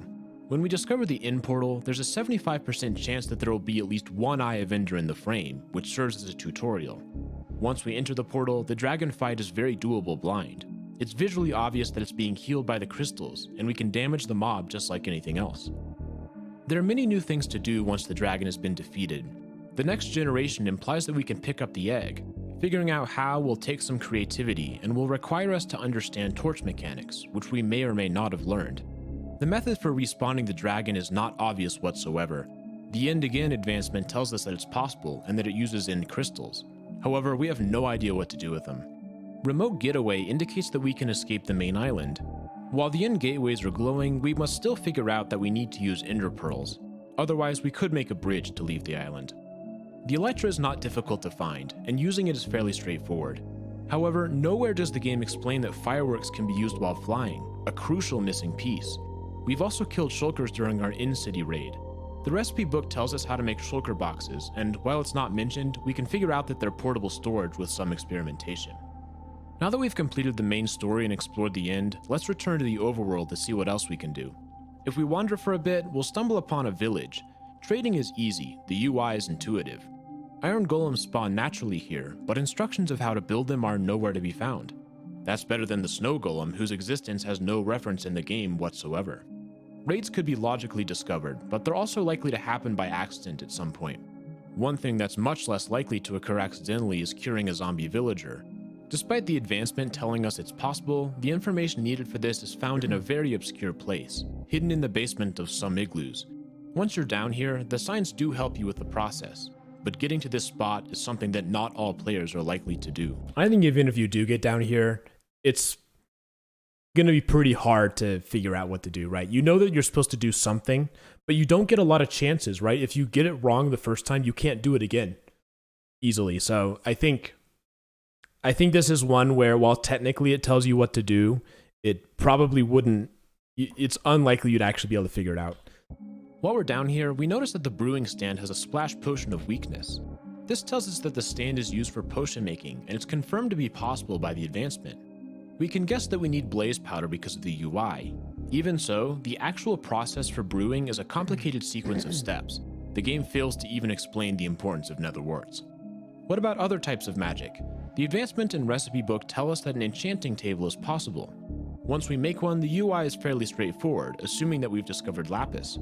However, despite our ability to do simple enchantments, we have no idea that we should increase their potency using bookshelves. Furthermore, we can't know which enchantments are possible without many tries. With our newly enchanted gear, it's time to explore. If we happen to have cartographer villagers in our village, we can then trade with them for explorer maps. We'll start by following the ocean explorer map. Along the way, we stumble across a shipwreck containing another map. This leads us to a chest of buried treasure. It includes a curious item, a heart of the sea. The recipe book tells us how to make a conduit, but it does not tell us how to make the associated structure. And while we will soon find the ocean monument, it will be nigh impossible to defeat it without knowing about conduit power. Now we can follow our other map. This one will take us far, far away. It's not explained in-game that the nether can be used to travel through the overworld quickly, so we have— Yeah, I agree. I think you're pretty likely to stumble across an ocean monument at some point. to make the long trek instead. Upon killing an evoker, we pick up a totem of undying. I guess the advantage of it is it does tell you that they do exist somewhere. But yeah, I think if you explore it all, you're probably going to find one. The advancement tells us that we can use it to cheat death. We must learn that it has to be held for this effect to occur. All of this exploration has us worn out, and we want to do something a little more low-key. In our journey, we saw some bees. The associated advancement tells us what we need to do to get honey. There are also wild horses. Taming them isn't difficult, but we cannot ride them unless we've discovered a saddle. An advancement tells us that other animals can be tamed, including cats, wolves, and parrots. However, this type of taming is different, and we'll need to discover that these animals like certain foods. We also saw a fishing rod in the recipe book. When we try to use it, it's simple and works as we would expect. This has us excited to grow some plants, but unfortunately, the use of bone meal is not explained anywhere. We have some music discs that we found in the mansion. We can play them by making a jukebox, which is a logical step. Unfortunately, the process for discovering the rest of the discs is nowhere to be found. At some point, a skeleton killing a creeper will occur randomly, but we have to be paying attention to know what happened. We also cannot know if we found every disc since there's no list. Another creeper-related feature is that mob heads are dropped when killed by a charged creeper. This is another thing that'll have to happen randomly for us to discover it, although it's much less likely. We decide that it's time to return to the Nether to see what else there is. War pigs alert us to the existence of bastion remnants, so we need to explore to find them. Along the way, we see striders. This boat has legs, tells us how to ride them, although this will only be possible if we've discovered how saddles work. Once we reach the bastion, Oh Shiny tells us that we need to give gold to piglins, teaching us about their trading mechanic. Wow, it sure is easy to get ender pearls this way. We should have done this the first time we were here. In one of the chests, we discover ancient debris and netherite scrap. This unlocks the recipe for netherite. While an advancement tells us it's possible to upgrade diamond equipment, it doesn't explain that we need to craft a special workstation for this. There's an advancement for summoning something called the Wither. The prerequisite is picking up wither skeleton skulls. We saw these in the Nether Fortress. Yet the advancement is silent on what we're supposed to do with these to summon the Wither. If we've been paying extremely close attention, we may have discovered that there's a painting that appears to show these wither skulls in a certain configuration. However, we'd still need to make the connection that the base is soul sand, so it's a tall task for us to discover on our own. Once we do kill the wither, we obtain another star, and the recipe book tells us how to craft a beacon. The beacon's UI appears to show it on a pyramid structure. With some experimentation, we may be able to build it correctly. During our time in the Nether, mining nether quartz has unlocked several recipes. Turns out there's an entire category dedicated to redstone. Some of these items are easier to understand, such as the buttons and levers, but even critical components are more obscured. The inversion property of the redstone torch needs to be discovered through trial and error. Quick hydrate. The comparator? Well, good luck. Even people who use tutorials struggle with it. Furthermore, Minecraft does not teach the basics of circuit design whatsoever. To become proficient, we will Sorry, I haven't been talking much, but it's because I'm enjoying the video. likely need a considerable amount of exterior knowledge. At this point, it seems as though we've seen most of what Minecraft has to offer. Now it's time to work on completion of the advancements. 2x2 asks us to breed all of the animals, but it doesn't tell us which animals are breedable. Baby polar bears exist, but we can't breed them. Mules are not breedable. However, for some reason we can breed the hostile hoglins. We can also breed villagers, but this doesn't count for the advancement. Also, we don't know which items to use for individual animals. Suffice to say, the 2x2 advancement is quite difficult to accomplish.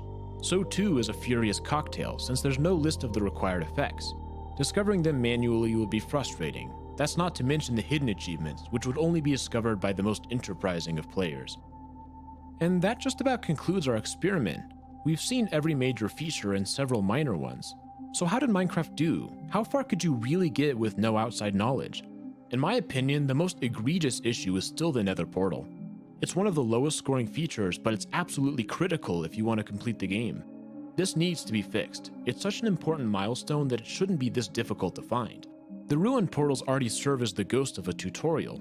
When the player finds one, why not add a prompt that explains how to fix it? Alternatively, the advancement text could be rewritten to explain how to build a portal.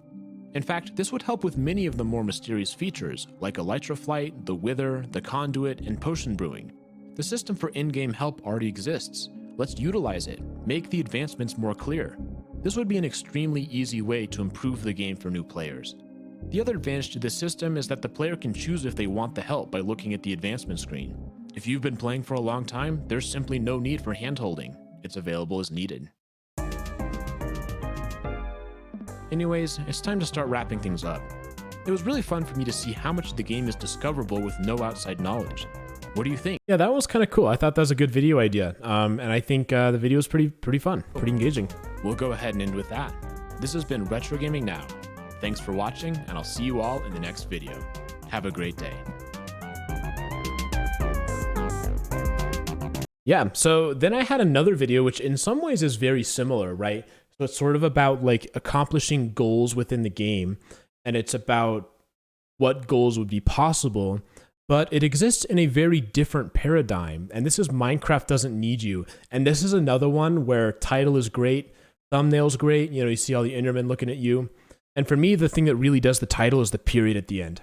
I don't know why. I think if you don't have the period, it's just missing something. But the period is like, Minecraft doesn't need you. It's engaging, you want to know what the video's about, and you click on it. Thanks for the follow.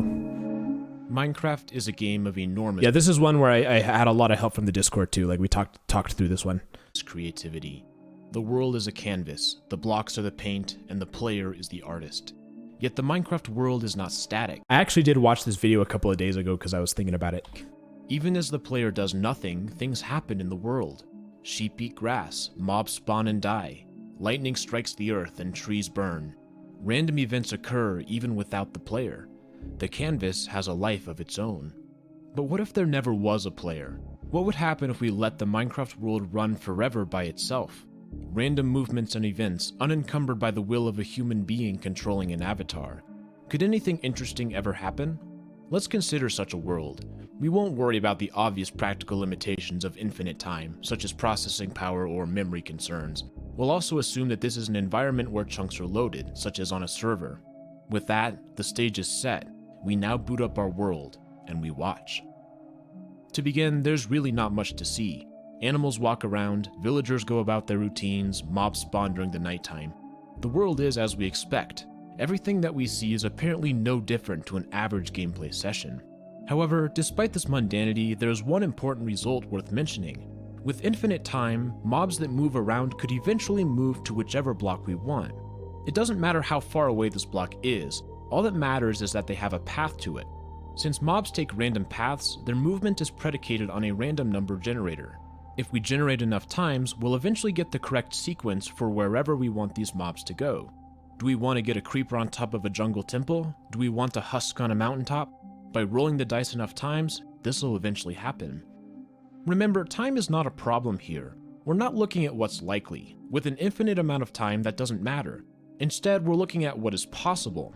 A skeleton taking a trek across the world to a certain block is possible, assuming it can find a path. In fact, we could have a group of 3 baby zombies on chickens travel from one world border to the other. Is this likely? Not even close, but it could eventually happen, and that's the key to this entire experiment. Yet, mobs moving around don't really do much. Sure, it's cool, but is it really interesting? Not so much. However, there is another mob that can do something that's much more unique than simply getting to faraway lands. This mob is going to prove to be one of the crucial building blocks for what we're going to do in this video. I am, of course, talking about the Endermen. Endermen are atypical in many ways. They're allergic to water. Yes, I think I actually do mention the infinite monkey theorem somewhere at the end of the video. They show up in all 3 dimensions and they can teleport.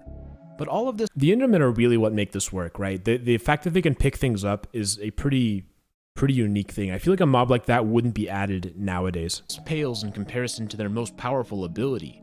They can randomly pick up and place certain types of blocks. In a normal game of Minecraft, Yeah, I'm wondering like what other games could you do this type of thing with? this is a minor annoyance. But have you ever played long enough on a world that there are many blocks that have been moved by Endermen?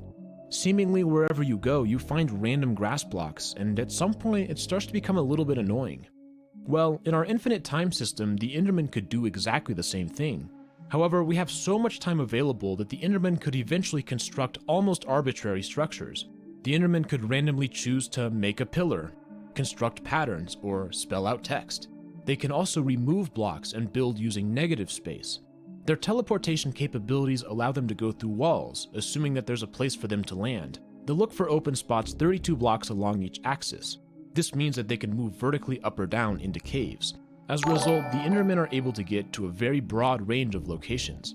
There are some limitations to the Endermen though. It's Joey G has resubscribed tier 1 for 10 months in a row. Wow. It is my headcanon that Mojang added the redstone contraptions in the ancient city because of your video. No one else in the MC community really makes the points that you did.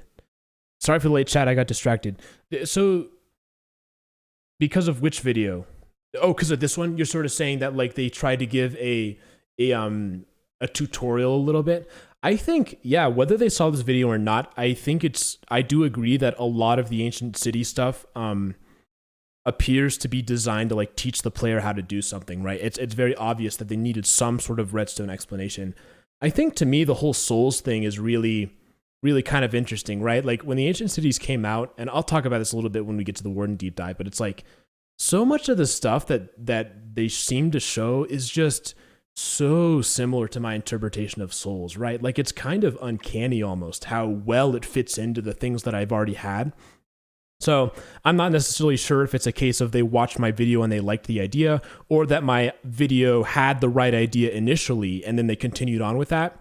But, you know, the whole deep dive on the ancient cities thing felt really vindicating for me. Like I really felt like my deep dive series as a whole made like some positive contributions. I felt like I came up with some ideas that, whether I influenced the game or not, I think the ideas were pretty good ideas, you know? Anyways, that was a bit of a tangent, but thank you so much for the subscription. While they can dig a little ways down, they'll eventually hit stone. They cannot pick up stone blocks, so it effectively prevents them from further progress. They can also only place blocks on top of existing blocks. This means that there are certain structures that are not possible. Joe, I think you and I may have talked about this before, if I remember right. Something I should revisit at some point. For the Endermen to construct, such as a bridge across the ocean. To do this would require the ability to place blocks on the side, which they cannot do. Nonetheless, the Endermen are capable of creating some very powerful things. For example, it's possible for an Enderman to make a snow golem. All they need to do is pick up a carved pumpkin from a pillager outpost. Move to a snowy biome with 2 snow blocks already stacked, and then place the pumpkin. And boom, just like that, a natural snow golem has been produced. This is kind of cool. I wonder if anybody's got footage of this. So some of these in this video is like, I could probably get footage of it eventually, but it would take me a really long time. And so I kind of just skipped it a little bit because I think, yeah, I don't know. I mean, you're waiting for these things to happen exactly as you want. And I feel like I might have done it with Enderman, but I wasn't able to get like a good shot of it that would work for the video. But it's definitely possible, right? It's something that can happen. Our new snow golem possesses the same traits as other mobs. It can move to wherever we want it to go, so long as there's a path. Yet the snow golem unlocks a new and powerful ability. They're aggressive towards hostile mobs. In fact, they will actively seek them out and throw snowballs. While the snow golem can't damage most mobs, it does make them angry, and they'll retaliate by attacking the golem. It may not... Yes, Joey, I agree. I think it's very obvious that Mojang has shifted how they approach lore, right? So I think it used to be, like you said, is it there? And to now, it's very much, it's there, but what is it? And personally, I think the second version is not quite as interesting. Like, I think it is just a personal preference. But personally, it was more fun when you didn't really know if there was any lore at all, right? And I think now that they definitely have more of a lore, the advantage of it is there's more tools to work with, right? I still don't think that there's necessarily a master plan, but I think they're a little bit more specific in terms they want the player to come up with certain ideas and think in a certain way. Again, it's not bad, and in some ways it's better because there's more stuff to work with, but it's just different. Seem like much, but we've just discovered another powerful capability: arrows. If a snow golem attacks a skeleton, I think if I ever did like a concluding deep dive video, that would be something I would talk about, because I think that's an interesting shift that I've seen in the past 2 or 3 years. Skeleton might fire an arrow and miss. Okay, thanks for the map, Bumbleium. A normal arrow isn't that useful, but skeletons can spawn with enchanted equipment. If a skeleton has a flame bow, then it can fire a flaming arrow when it's annoyed by a snow golem. A flaming arrow will not light a block on fire, but what it can do is activate TNT. Remember, Endermen can pick up and place TNT blocks, so if we can discover a way for an Enderman to find TNT, then we'll open up a new capability in our infinite world. It is very rare that TNT blocks are naturally generated. The first place to look is in a desert pyramid. While an Enderman can teleport to their base, unfortunately there's no way for it to pick up the TNT. It's hidden beneath a layer of sandstone, a block that the Endermen are powerless to move. But there is one other place in the world where TNT blocks can be generated. There's a secret room in Woodland Mansions that looks like the End Portal. Within this room, there are 2 TNT blocks sitting out in the open. The Endermen can get here by teleporting, and they can pick up and move these blocks. Once placed, a snow golem can find its way to the block. To elaborate on what I was saying earlier to continue, like, I think one of the consequences of the way things are now is there's this big debate over like, oh, what counts as canon, right? And when you use the word canon, that sort of means like official, right? What is officially part of the lore? And again, not inherently bad, but it's just not quite as mysterious when you're trying to search for this canon, like what actually counts. I think it was more fun when you didn't really matter what counted because you don't even know if there's anything there at all. Anger a skeleton with a flame bow, and have the skeleton miss and hit the TNT. This blows the door of possibilities wide open. We can now produce an explosion almost at will. All we need to do is have this formula occur at the right location. Again, the odds of this are astronomically low. Woodland Mansions are rare, and actually, if I'm being totally honest, this is part of the reason that I haven't done deep dives as much, is because it feels more like, oh, I have to find a specific lore, and I have to like figure out what's canon, I have to do all this stuff, and it just makes it more like another media franchise, right? I think it starts to lose a little bit of what made the Minecraft lore different. Again, personal preference. I don't think it's bad the way it's going necessarily, it's just not what I prefer. And the room is even more so. But what matters is that it's possible. It can and will happen with enough time. However, there's a much simpler way to create explosions. If a snow golem attacks a creeper, then the creeper will retaliate and blow up. So I gotta pay attention to this video and stop thinking about other things. So we've sort of established like the Endermen can move things wherever they want. They can pick up TNT, they can place TNT, and it's possible for a skeleton with a flame bow to get angered by a snow golem fire the bow, miss the snow golem, and set off the TNT. And in that way, we can produce arbitrary explosions. This is substantially more likely than the TNT trick. The major disadvantage to creepers is that explosions cannot be easily stockpiled ahead of time, a trait we will need later on. Regardless of which option we use, our capability for explosions allows the Endermen to dig below the surface. They can create a path to almost any underground location. In terms of underground destinations, there is one that sticks out above the rest: the Stronghold.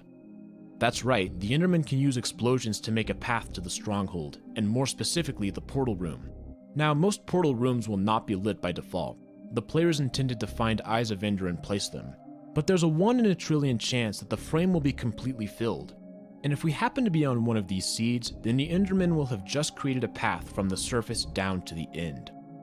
There are several useful consequences of this. First, Endermen can take blocks from the overworld to the end. They keep holding them even as they pass through a portal. Furthermore, other mobs can wander their way to the end alongside the Enderman. The portal is a one-way ticket, so whatever enters won't be able to leave. But we can get almost any overworld land-based mob into the end naturally. Anything that shows up in the end is going to find itself face-to-face with the Ender Dragon. And we're presented with a question. Is it possible for these mobs to somehow defeat the dragon? Wait, both portals, meaning like Nether portal and End portal? Because I have heard that there's like a seed which is able to like use... It's something to do with woodland mansions, right? So there's another way to get the Nether portal lit than what I explained here. Well, that's kind of cool though. If it's possible, then that means a seed does exist. That's really interesting. The first step is to destroy the regenerating end crystals on the pillars. Endermen can Yeah, I know, this video is a really good idea. It's one of my better ideas that I've had. come from the overworld and build huge staircases. Then it's time for our favorite duo. The snow golem angers the skeleton, and the skeleton fires an arrow that misses and destroys the end crystal. Repeat this for each pillar, and we've now got a dragon that doesn't regenerate. This is another one of those where like I could have set it up and tried to get footage of it, but even as it stands, it's just so finicky and so hard to get it to happen that it just wasn't worth it. The next move is to find a way to inflict damage on the dragon. We're going to steal a trick from the speedrunning community and take care of it using explosions. Remember, we can place TNT and light it. All we need to do is have enough Endermen bring TNT from the overworld, and the snow golems and flamebow skeletons will light it off. Slowly but surely, the dragon will take damage. And during these sections, you can really kind of see how unlikely this is, right? Because the Endermen are like moving blocks away, they're tearing this down, right? Which is way more likely. It's way more likely that they're going to break these structures than they are to build it. And I think it's just kind of cool how you have a little bit of an indication of just how obscenely, absurdly unlikely this would be. And eventually, it will be defeated. Think about just how absurd this is. With the right random numbers, it is possible for the Ender Dragon, the final boss of Minecraft, to die with no player intervention whatsoever. Will this ever happen? No, but the fact that it could happen is amazing. It's all just random decisions by the mobs, but if the decisions happen to align in a perfect way, these mobs can complete the main story of Minecraft. The Endermen, with a few allies, have freed themselves from the Ender Dragon. Who needs some outside player? But this is just the beginning. What else can these mobs do? To start, it's possible to drop the dragon egg as an item. All that needs to happen is one additional explosion. When it touches the egg, it drops and falls into the portal. Then, a fox in the overworld can pick it up. Is this useful? Not really, but look at it. It's a fox with a dragon egg. Is there any way to get off the main island? As we mentioned earlier, it's not possible for the Endermen to build a bridge over empty space, as they cannot place blocks on the side of other blocks. They also can't get through the end gateway since there's only one open block of vertical space. For now, it doesn't appear to be possible to get Endermen holding overworld blocks off the main island. So what else could we do in the overworld? It turns out that explosions are useful for this sequence is pretty cool. I like this idea here. another purpose: destroying chests. This lets certain loot items exist on the ground. One item that may be of use are Frostwalker boots. When equipped, these boots allow the user to walk across water by creating ice blocks. To make it more interesting, there are some zombies and skeletons that spawn with the capability to equip armor. If a zombie picked up a pair of Frostwalker boots, then it would have gained the ability to place blocks on water, albeit temporarily. Let's say that this happens and the zombie walks its way over to an ocean monument. It can bring several Endermen with it, each holding sand. They can then place their sand on top of the ice. the ice will eventually melt and the sand will fall into the ocean below. That's such a cool idea, right? It's so ridiculous. Like, so many things have to go right. I just think it's awesome that it could happen. If this is repeated enough times, they can create a sand pillar from the ocean floor to the surface. And then they do it for the entire thing, yeah. Eventually, they could completely bury a monument in the sand. There would no longer be any water source blocks outside the monument. Then the Endermen could remove the sand blocks one by one, effectively draining the monument. Some well-placed explosions would give access to the interior, which... Like, it's just kind of amazing. Like, their capability is not that big, right? What the Endermen can actually do, like, is not a lot, but it's enough, and that's the fun part. Could be drained by repeating the same method. Finally, the Endermen could finish off the Elder Guardians with even more TNT explosions. That's right, a monument could be defeated naturally. Oh, but we are not done just yet. There's another major challenge that we now must tackle, lighting another portal. Now this one relies on a specific type of world generation occurring. I should mention here that I'm not 100% certain if it could happen, so if there are any generation experts watching this video, I'd appreciate the... This one was hard. I remember I had to think pretty hard, and we talked about it a lot to figure out how to get another portal. This is one of the more difficult ones. Input. Obviously now it's easy that we have the seed, but... Anyways, ruined portals are generated randomly throughout the overworld, and they are an incomplete version of a portal. There are several possible configurations. One of them is particularly useful. Ruined portal number 6 is almost complete, save for one missing block in the top. If we can find a way to get obsidian onto this block, then yes, I agree. I think that this situation is possible. I still think that. we will have completed the structure of the frame. Usually when a portal generates, it replaces the blocks in the immediate area, placing the portal in a small cave. And in some ways, the fact that this is so convoluted makes it more fun, you know? But that isn't true when the portal generates in a desert. Instead, the portal is buried in the landscape. What needs to be generated is a ruined portal with no crying obsidian buried in the sand with a lava pool directly intersecting the top layer. Like, this seems possible, right? It just seems like this should be able to happen. This will give us a ruined portal that is nearly complete, but with a lava source block in the final slot. If this were to occur, then the Endermen could build an aqueduct from a nearby water source and freeze the lava into obsidian. Next, the Endermen can close the aqueduct and clear up any cobble, probably using explosions. We now have a completed portal frame, but how can it be lit? Flame arrows do not work, so our TNT strategy is... Yeah, and then you gotta light it, right? There's so many things you gotta do. Off the table. Lighting this is actually quite tricky. Like, I remember for a while we couldn't find a way to light it. The obvious idea to try is lightning. On hard mode, a lightning strike will affect adjacent blocks, so a strike right next to the portal will light it. Remember though, our portal is in the desert. Since there's no rain in the desert, lightning will not strike. What about a drowned with a... I know we were thinking, like, could you be, like, at the edge, like right at the edge of the biome, but, like, that didn't seem really like we could do. Channeling trident.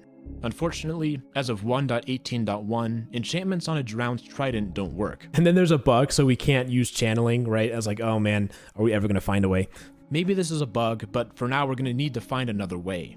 Could the Endermen make a path of flammable blocks and lead fire from a lightning strike elsewhere? Nope, the Endermen cannot pick up most flammable blocks. However, the Enderman can pick up TNT. TNT is a bizarre block. While it is flammable, it doesn't appear to be as useful because fire causes it to explode. Or so we would think. In a strange twist, fire can sometimes spread to it without immediately activating the this is so weird. I don't know why this would happen. explosion. So what needs to occur is the following. A TNT block must be placed adjacent to the portal.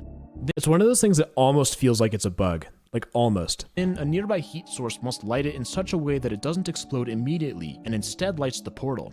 Then the Enderman must quickly move it out of the way before it does explode and undo all the hard work. Now, one thing I'm not sure of is if they can pick up blocks that are on fire. I don't know about that. I suppose, though... I guess you could set something up, though, where they can open up an aqueduct to put it out immediately. So I guess there are ways around that. It's an extremely So yeah, you could have it like where as soon as it lights on fire, they pick up a block and the water puts it out. precise sequence of events that must occur in a world with specific generation. But if all of that were to happen, we would find ourselves with a lit nether portal generated naturally. That's right, our randomly moving mobs have managed to create a connection between all three dimensions. Unfortunately, there isn't much to do in the nether. It's not possible to construct a wither, since Endermen cannot pick up and place wither skeleton skulls. What we can do, however, is bring nether mobs to the surface. While many mobs avoid nether portals, through entity cramming it should be possible to force them through if need be. A baby hoglin that goes through a nether portal will turn into a baby zoglin. the baby Zoglin could find its way to the end portal. Since baby Zoglins are less than 1 block high, it means that they can get into an end gateway. The Enderman will build a staircase, and they will stay far enough away. Our baby Zoglin can work its way up to the gateway and enter. These gateways can sometimes lead to locations directly above end ships. If this were to be the case, then the Zoglin would fall out of the portal and land onto a ship. As it moved around, it would eventually make its way inside the ship, where it would meet a shulker. Despite it being a baby, it would still attack the shulker. The shulker would eventually be killed, if not by a single Zoglin, then by a few of them working together. I just love how you need to take all sorts of stuff from like all over the game to do this, right? I think that's one of the things that makes it cool. Is it's not just you're doing the same thing over and over, right? I think sort of like the Endermen are like the baseline, like that's our basic tool. But we use the basic tool to do a lot of really interesting things, and we pull in a lot of kind of unrelated things together. So that's nice, but what about that elytra? Is there any way to get it off the wall? A snowball would do it, and so would an arrow, but remember, snow golems and skeletons are too tall to fit in the end gateway. However, there is a way to get a skeleton jockey into the gateway. If it's hit by a snowball, such as from a snow golem, then it can be pushed into the gateway and teleport, despite being too tall. Our jockey will land on the end ship and head down into the elytra room. The fiery Zoglin will attack the jockey, and the skeleton will retaliate, firing arrows. A poorly placed arrow will hit the item frame, dropping the elytra on the ground. Once the fighting is... Now, one thing that made this annoying is the skeletons don't miss very often. Like, they're really accurate. So that was another thing where it's like getting footage of this is just more time than it's worth. Done, a fox from the overworld will find its way into the end, come to the ship, and pick up the elytra. It can't use it, of course. But the game is as close as it can get to enjoying one of the great rewards for killing the dragon. We killed the dragon, picked up an elytra, defeated an ocean monument, all completely naturally.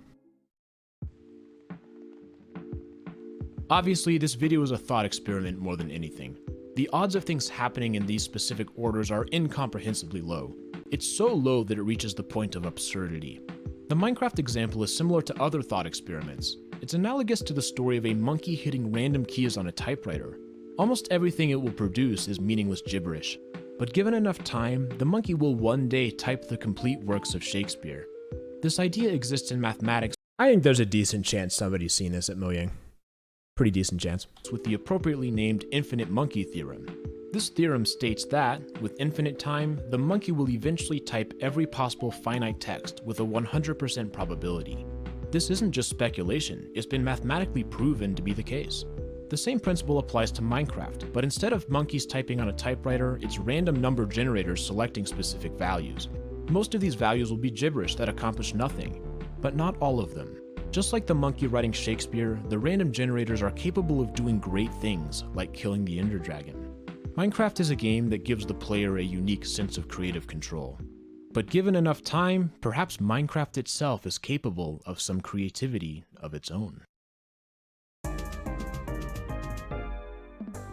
It's time to start wrapping up this video. That was a great video. The idea That's of one of my what's favorite possible in videos I've ever done. Minecraft is fascinating, and I had tons of fun finding new and creative ways for events to happen in the game. A lot of the brainstorming for this video came in conjunction with members on the Retro Gaming Now Discord. I'm very thankful for their creative ideas and input. If you have any interest in this video or the community in general, I encourage you to join. It really is a great place to bounce ideas off of one another, and it was instrumental in the production of this video. Let me know what you think in the comments. Are there any other cool things that could happen that I missed? Wish. I'm almost certain that there are, so I'm really excited to see your response. Also, if you enjoyed this video, feel free to subscribe. It really helps me out. We'll go ahead and end with that. This has been Retro Gaming Now. Thank you so much for watching, and I'll see you all in the next video. Have a great day. This is a video that I would like to do again like 4 years from now, once they've added a bunch of things to the game and there's a lot of new stuff. I think it'd be kind of cool to go through and see, okay, what are the new things you can do, right? What would still be possible? What else could you do with this? I just think it's a really, really interesting idea. And I think, obviously the video did pretty well, 1 million views. I think this is one of my more recent videos to hit 1 million, if I remember right. Let me just take a look. I think I have 16 or 17 1 million videos. Let's see. Yeah, Minecraft, okay, I guess InDev just got 1 million too. I should go through and see. So I have 4, 8, 12, 16, 17, 18, 19. Wow, 19 have 1 million. That's pretty cool. obviously, like if you hit 1 million, that's like a pretty good milestone. Like a video that hits 1 million is a really good video, I would say. Okay, let's keep on going. I'll do at least one more. The Minecraft scam no one is talking about. Now, this one also has 1 million. This one was one of my fastest growing videos. The only one I think that beat it out, let me think. My 3 fastest growing videos were this one, the first Iceberg video, and Mark 101. So Mark 101 was the fastest actually to get to 1 million. So in terms of like hitting that milestone, Mark 101 was my best video ever. But I feel like this one had like 200,000 in like a day. Like it did really well short term, getting like a big chunk early on. And it's not hard to see why. It's a really interesting video. It's a really strange thing that happened to me, and it's got a good title. But yeah, this is something that actually happened to me, and I don't typically make these types of videos, but it was such a strange and bizarre situation that I was like, man, this would be perfect to like tell other people about. You know, this would be such a cool video. Yeah, this is cool. Let's watch this. I'm excited for this one too. We have a string of 3 pretty solid videos in a row, and they're all pretty different too, right? Like that's I'm starting to like figure it out a little bit more. I'm finding some second life a little bit. Okay, so I had this really long like intro because there was somebody who sent me a DM and they wanted to pay me like a lot of money to not put my intro disclaimer. They're like, hey, so can I pay you like 400 or something to not put the disclaimer? And I'm like, what? Why would you pay me not to put the disclaimer? But they were insistent. And it was such a bizarre like request that I'm like, no way, there's something phishing going on. So I kind of just despite them, I don't know why I did this, but I made the disclaimer really long. So reasonable attempts have been made at accuracy in RGN videos. Unfortunately, it is always possible that mistakes exist. If that is the case, please accept my most humble and sincere apologies. RGN videos are entertainment. Nonetheless, all sorts of video will be listed in the end credits. There's a perception to some that disclaimers on videos make the creator look fake. That's right, they said I looked fake. In fact, rumor has it that I only put disclaimers in a futile attempt to make my content look more mature than it really is. Perhaps a disclaimer isn't strictly necessary, but I do think it is important to get certain information out to the viewer right off the bat. Those who care enough to read this, such as you right now, might find it helpful. The pros and cons of disclaimers are a long and potentially difficult topic, one which I have very little patience to discuss. It is also the unpleasant side effect of driving away new viewers. This is why my disclaimers take up just a few seconds of video time. My time is precious, and I believe that yours is as well. I'm happy that you are choosing to use your time to watch my content, and I do not want to unnecessarily waste it with saying this stuff aloud. Hey, if you got this far, why not consider joining the RGN Discord server? It's a really fun community, and I think you'll find that I'm more active than many other content creators. Interaction with the community is very important to me, and I've met a ton of cool people on the server. The following is neither an endorsement or condoning of harassment towards individuals, blah, blah, blah. Yep, believe it or not, I do not condone harassment whatsoever. Behave yourselves, people. Even copyright infringers are still people. Please do not harass them. Speaking of which, copyright. Anyways, just a weird, goofy thing. I spent too much time working on that. Okay. A couple of weeks ago, I received some Discord messages congratulating me on becoming a published author. Now, I consider myself to be a busy person, and I do a lot of things with my time, but publishing books is not one of them. Intrigued, I clicked on the link they sent. It brought me to an Amazon page for a book. Now, you'll notice that I don't show what the book looks like yet. Like, I was very intentional with that. And little did I know what I just discovered. The book was entitled The Tragic Story of the Witch, Minecraft Deep Dive, perfect for Minecrafters, kids, and adults, top builder ideas, guidebook, graphic novels. And to my shock, the author was my true name, Jeffrey Minor Covington. Okay, not really. But I do know that Mr. Covington did not write this book. Now, if my name actually was Jeffrey Minor Covington, I would have had like I don't know how I would have reacted. That would have been like a ridiculous moment in my life.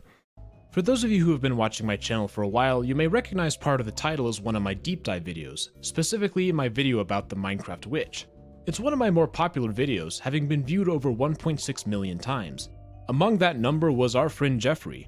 If we look inside the book, we notice that, besides simply using the title of copyrighted material, look, that's so funny, I don't even think I mentioned that. My video, Jeffrey has also used the voiceover and written it out as text. Furthermore, there are several stills from the video. Unfortunately, there are only a few pages available in the preview. I couldn't read the whole book. Yet, for a mere $9.99 US, I could buy a paperback version of the full book for my reading pleasure. So I did something bad. Something Yes, the book is no longer available. It got taken down. very, very bad. I actually made a video about it, a short little video, which we'll get to. Something which you should not do. I bought the book. Yes, I know, this book is a clear and blatant violation of my copyright, and I'm ashamed that I gave this person any money. But I bought it for a good reason. I wanted to see if I could glean some more clues about the nature of this book and learn who was stealing my content so brashly. A few days after I placed my order, the book arrived.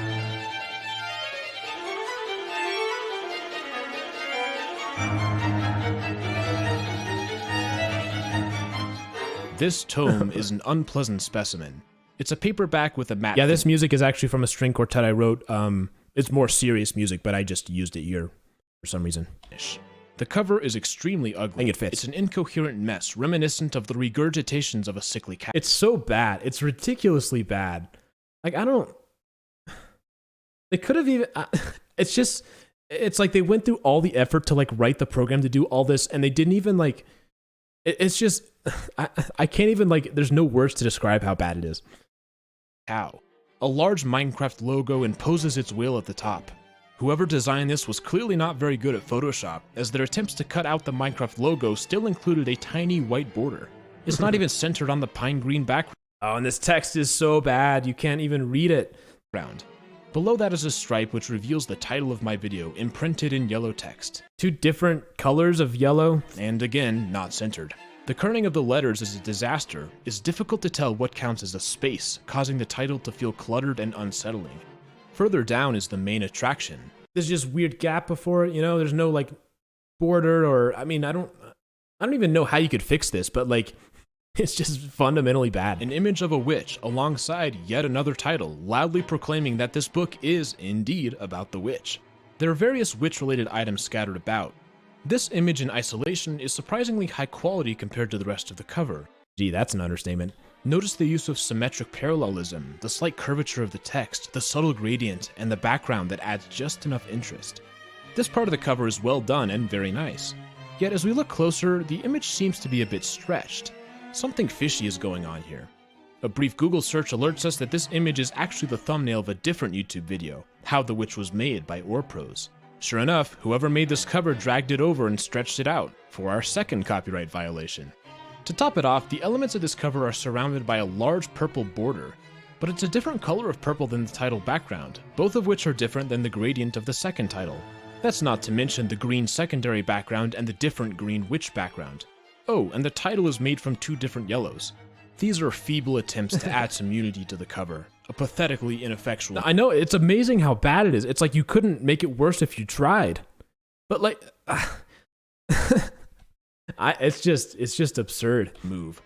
Now, I am no graphic designer, but I don't have to be one to see that this cover is a complete abomination. Yeah, the copyright infringement is bad, but somehow the repulsive design is almost worse. Whoever created this should be mortified by how insultingly nasty it is. Speaking of blatant copyright infringement, let's take a look inside, shall we? That's true, I guess it's coherently bad, you know? It's consistently bad, that's consistency. The text is clearly from my witch video, you can read along if you watch it. But this text has some serious grammatical deficiencies, namely the lack of punctuation. Bizarrely, about a third of the way through, the punctuation magically reappears. Why? Who knows? This was probably about a year ago. When this was February 14th, okay, so I guess 3 weeks ago to the year. The text also has slight errors, things that don't make sense. For example, when my video says illager, the book says villager, something that would surely be confusing when half the book is about how the witch was outcast from the villagers. When you release Minecraft scam videos on Valentine's Day. The witch would occasionally come into contact with the illagers, who were similarly outcast. However, the illagers were much more aggressive towards villagers, conducting patrols and raids. They welcomed the witch to participate in such activities whenever she wanted. And although the witch didn't want to hurt the villagers herself... I know, there are 3 really good videos, and they're all kind of one-off videos, right? Like, they're videos that don't really work as a series, and they're videos that are, like, kind of different in their own way, but they're all really good, and they're very different for one another. It was definitely an interesting time, right? I think this was sort of when I was like, okay, I can make some good stuff, and I don't really find my, like, future stuff until I get down here later, but this is a nice group of videos for sure. She secretly found some joy in watching them suffer. So she came to some raids, healing the illagers, but Yeah, that's what they did. They just took the speech and then they converted it to text. never actually attacking the villagers. Perhaps it was a way for her to show how she could have been useful if only the villagers had given her a chance.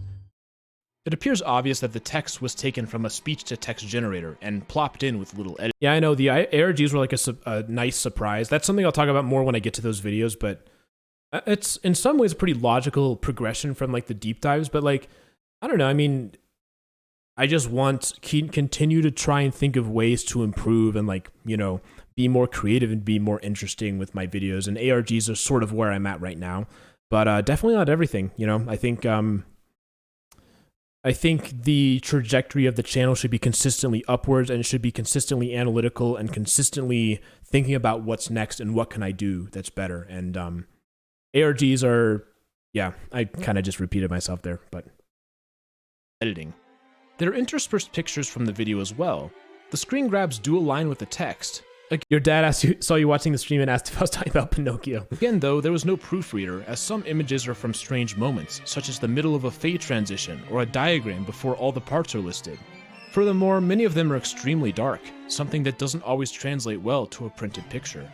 This is likely the work of an automated program. A deeper analysis reveals that these images are taken about every Hello, Sul4IC's dad. 20 seconds in the video. This would explain the unnatural image selection. There doesn't seem to be any human interaction here. By now, you should realize that the physical book is terrible, but somehow the Kindle version is even worse. Instead of an all-caps font, it uses a normal font, which makes the inconsistent capitalization even more unmistakable. There's a particular image that is notable on the first page, and it's of Grian. I think if I ever did make a book, I would definitely have a perfect for Minecrafters, Kids and Adults Top Builder Ideas Guidebook graphic novels Easter egg in there somewhere. Wait, what? Why is he here? Turns out it's an image from one of his Hermitcraft videos. Hermitcraft 7 Episode 2, There Can Only Be One. That title proves to be bitterly ironic, because as it turns out, there's a book for that video too. So many like good little lines in this video. And suddenly I started to realize that this is a little bit deeper than just a one-off copy and paste. Grian's ripoff is extremely similar to mine, entitled Hermitcraft 7 Episode 2, There Can Only Be One.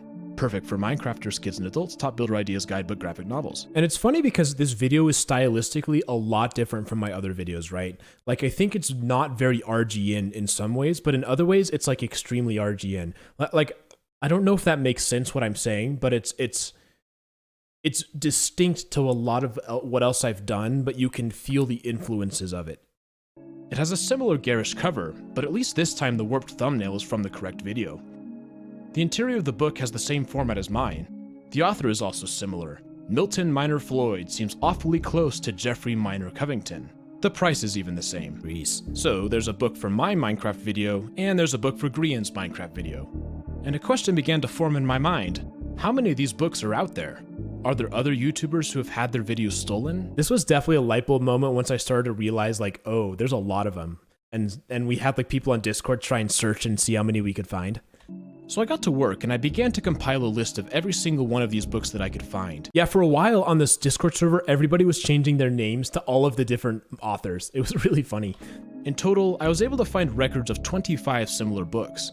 Thankfully, 16 of them had been removed from Amazon. Their existence is recorded on websites such as Goodreads and Google Books.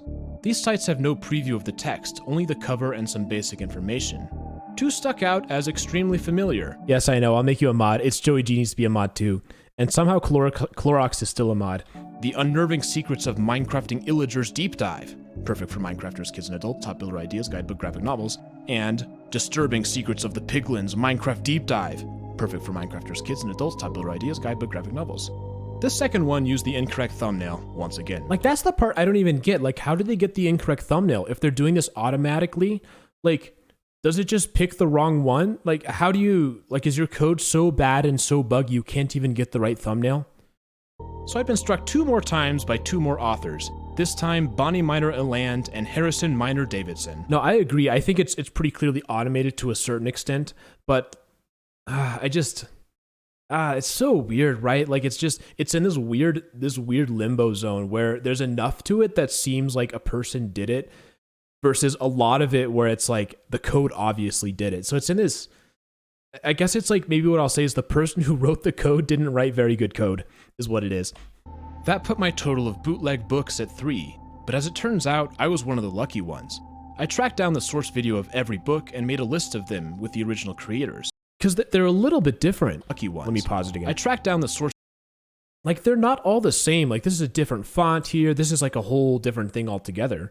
Like, that's a little different. It's stretched out more, right? It's not just like completely the same everywhere. Like, they tweaked their code. They did slightly different things. And it just gives it this strange, like, I don't know. Like, it's just this strange feeling that they're not as cookie cutter as they really could be. And I didn't really talk about this in the video, but it's just another one of those oddities about it. Source video of every book and made a list of them with the original creators. And like different fonts too. There were a total of 12 source video of every Yeah, I don't know. So bizarre. book. What a weird thing to have happen to me. And made a list of them with the original creators. There were a total of 12 victims. Most of them only had 1 or 2 stolen videos. But RGN had a whopping 12 books, 13 if you count the extra still frame. That's by far the most. I was in second place with 3. The original creators are pretty big, but there are some small ones too. Right, and that's the other thing that makes it interesting. Like, why are they In place How with did they 3. pick the creators? Was it just like people they happen to be subscribed to? So they're like, oh, I'm subscribed to these people. Let's screw them over by stealing their content. Is that sort of what they did? Clear reason why these particular videos were chosen besides their connection to Minecraft. With all the books in a list, I was able to find some patterns. Every single one had the same subtitle. Perfect for Minecrafters, kids and adults, top builder ideas, guidebook, graphic novels. This is obviously designed to get search engine hits for people looking for legitimate books.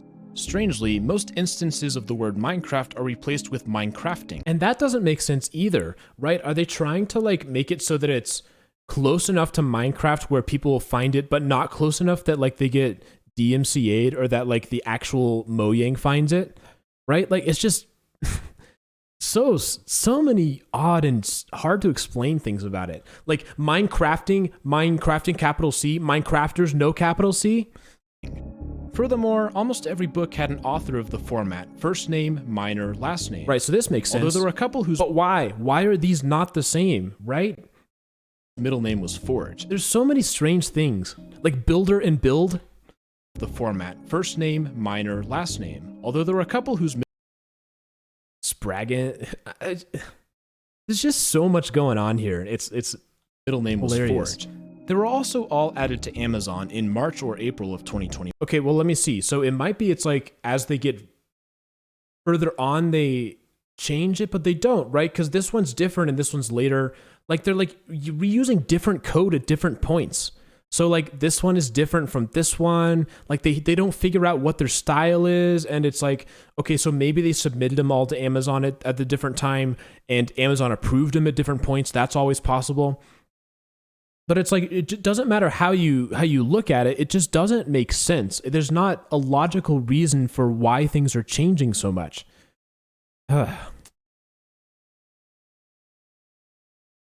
Yeah. All right. Anyways. 21. It seems likely that Easy. Like, look at that. Easy. Just huge right there. I don't think I spent enough time on this about how strange all of these are when you compare them. This is something I'm kind of just now thinking about. one person or group was behind all of these, and they just generated pseudonyms. I wanted to see if I could find any more information about who this person was. I had a suspicion that these books were being printed by Amazon themselves. There's a program called Kindle Direct Publishing, which allows authors to easily self-publish through Amazon. Instead of needing to find an official publisher, Amazon will essentially serve as the printer and distributor for them. My physical books seem to indicate that this was the case. The trim size listed on Amazon Must-read good book guide, Minecraft Retro, Gaming Now, Retro Gaming Now, RGN, Let's Play. So they took my tags, but Minecraft Retro is not one of my tags. So it's like they have some concatenation error in their code that made it so that the tags that were actually on my video got put together. I didn't even notice My physical books seem to indicate Wow. that this was Yeah, that must be what happened, because I don't really use tags very much, but I have some tags that just go on all my videos automatically. Yeah, space and commas are flipped. That could be it. Anyway, I just keep finding more. The more you look, the more you find. Was the case. The trim size listed on Amazon matched one of the options for a Kindle Direct published book. So too did the matte finish of the cover. Finally, on the last page of the book was a small block of text that said, "Made in the USA, Las Vegas, Nevada, January 30th, 2022. So this part was pretty obvious. I had a pretty good sense that this was Kindle Direct Publishing, but I still wanted to get some evidence to confirm it. That was my date of purchase, and it turns out that there is indeed a massive Amazon Fulfillment Services warehouse in Las Vegas. So it seems pretty likely that the author was abusing Kindle Direct Publishing. It's a clever front. Since KDP authors are allowed to use pseudonyms, it makes it very difficult to figure out who the true author is. I know, and that's what's frustrating. I think it's unfortunate that I didn't get a chance to figure out more about them. Where were they from? Did they actually make more of these? I mean, of course, Amazon's not going to give that up unless I was to sue them or something, but... My next thought was to look at the ISBN. This stands for International Standard Book Number, and it's a unique identifier for all published books. Ebooks don't need ISBNs, but Amazon requires that all books printed through Kindle Direct Publishing must have one. That's true. I didn't even think about reaching out to some of those other YouTubers that do scam stuff. If none is provided, they'll automatically register the ISBN with Bowker, which is an American registration company. This part was frustrating too, because the ISBN just didn't lead us anywhere. Looking up the ISBN leads to an address in North Charleston, South Carolina, United States. But this, once again, is an Amazon building, which all but confirms that Kindle Direct Publishing was used. Curiously, no other ISBN database appears to have this number. WorldCat, Open Library, ISBN-DB, and several other sites all return nothing. From the looks of it, this ISBN is only connected to the publisher, and while Bowker is aware of it and presumably wouldn't assign another book with this ISBN, it has no record elsewhere. Yeah, and somebody who had more experience with Kindle Direct Publishing or knew more of the inner workings of it could probably explain why this is, right? Or give me more details about how it ended up. Why is it that Kindle Direct books are only registered with one? I suppose it would make sense if they'd register it just independently, but I don't even really understand the whole process that well, so I can't really say. So, what else? Some of the ebooks have a strange interjection in the middle of the book with an advertisement to sign up for a mailing list to get a free monthly ebook. I know, I'm so sad I never got one. That would have been... I wish I did. And the page that it went to is just like a MailChimp page or some generic website page, so it wasn't even another website. They just used a generic mailing list website. But despite my sign up, I've yet to receive my free ebook. And why would you do that when you could just subscribe to me and get a legitimate video about twice a month, also for free? About twice a month? Let's hear that again. You could just subscribe to me and get a legitimate video about twice a month, also for free. More like once every 2 months. Unfortunately, this seems to be about as far as I can get on this. There are a couple of random things I did want to mention though. First, I wanted to know how much money these fraudulent books were making. Kindle Direct has a royalty calculator, and for a $10 price tag, the take-home revenue is about $250 to $350 per book, depending on the number of pages. It's difficult to know how many of these have been sold, but it does seem likely that it's not zero. The books that remain on Amazon have about 20 reviews. Well, obviously it's not zero because I bought one. I should have rephrased that. Which is thankfully a low number. While these could be fake, some of them do appear to be real, such as this review by Allison S. Surely there were people who didn't know any better and bought them for their kids, or kids themselves who bought them. However, even if some purchases were made, the numbers do appear to be relatively low, so that is a positive. The other good news is that about 2/3 of the books I was able to find have been removed from Amazon. I shouldn't even need to mention it, but copyright infringement is clearly disallowed in the Kindle Direct Publishing Terms of Service. I've submitted a claim to Amazon about this book, and hopefully by the time you see this video it will have been taken down. I encourage any other creators whose work is stolen to file a similar claim. We need to use whatever avenues are available to shut this down. In some ways, this is a very clever scam. It appears to be mostly automated, but there are a few clues that suggest that, despite the clear jank, an actual human looked at these books before publishing them. For example, some texts intentionally wait to start until after the YouTubers introduce themselves. They also cut off before they say goodbye in the outro. This suggests a hint of humanity to these things. It's unfortunate that the intent was to reduce the chances of getting caught. But that didn't work. Time is up. Your scam is exposed. I debated with myself about if I should even make this video, and I ultimately decided that I should. Yeah, there are some people who are like, you shouldn't make a video on it because it's just going to enable them, but I don't regret it, right? I mean, obviously it's good content, and also it got shut down, so it's win-win. Since I wanted people to be aware of it, and I found a way to like use what they were doing for my benefit, and that's another important thing, I think. this. I want to reiterate, please do not buy these books. I purchased one in the hopes that it would help me cut the head off the snake, but I was disgusted with myself for giving money to these slimy people. The scammers who make books like this are near the bottom of the barrel, those who have nothing to contribute to the world, and instead decide to steal the hard work of others for their own personal benefit. Yeah, for most of us, we look at these books and laugh, but anyone can get fooled. My hope is that this video increases awareness of this problem so that the original creators can file a claim and get this shut down for good. Anyways, we'll start wrapping things up. This was a bit of a different kind of video than what I normally do, but I think it was an important one to make. This was another project that was heavily influenced by the RGN Discord server. After all, they're the ones who helped alert me to this issue, and they also discovered some other examples from different creators. Now, there were some people who are like, oh, the people who sent you messages are the ones who actually made the scam. And I was like, no. That's people who said that clearly weren't in the Discord server, because I think Sul is one of the people who sent it to me. So it's like, okay, well, maybe Sul 4 did this whole scam, but no, they didn't. Of course not.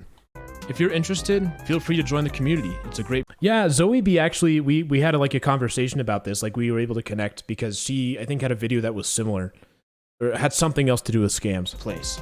Once again, as tempting as it may be, please don't buy these books, even as a novelty. Honestly, I probably just talked about this in general, right? This is something that I mean, you could probably search and find it, or divers or something like that. Like it was in the server. Yeah, that's why Zoe B is in the server because of this video.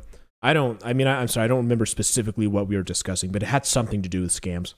If you have any more information about who's behind this, let me know. Don't harass them. I just want this to change. I'm not mad at the people who made these books, just very, very disappointed. I had to say that. I'm not mad, I'm disappointed. We'll go ahead and end with that. This has been RGN. Thanks so much for watching, and I'll see you all in the next video. Have a great day. I personally can't wait to read the Minecraft scam no one is talking about. Perfect for Minecrafters, kids and adults. Top build ideas, guidebook, graphic novels. I finally feel famous now that my thumbnail's been poorly cropped into a book. Always been my dream, really, says Waddles. I think that's the only creator that was affected who commented on it, but it's still kind of cool to get one.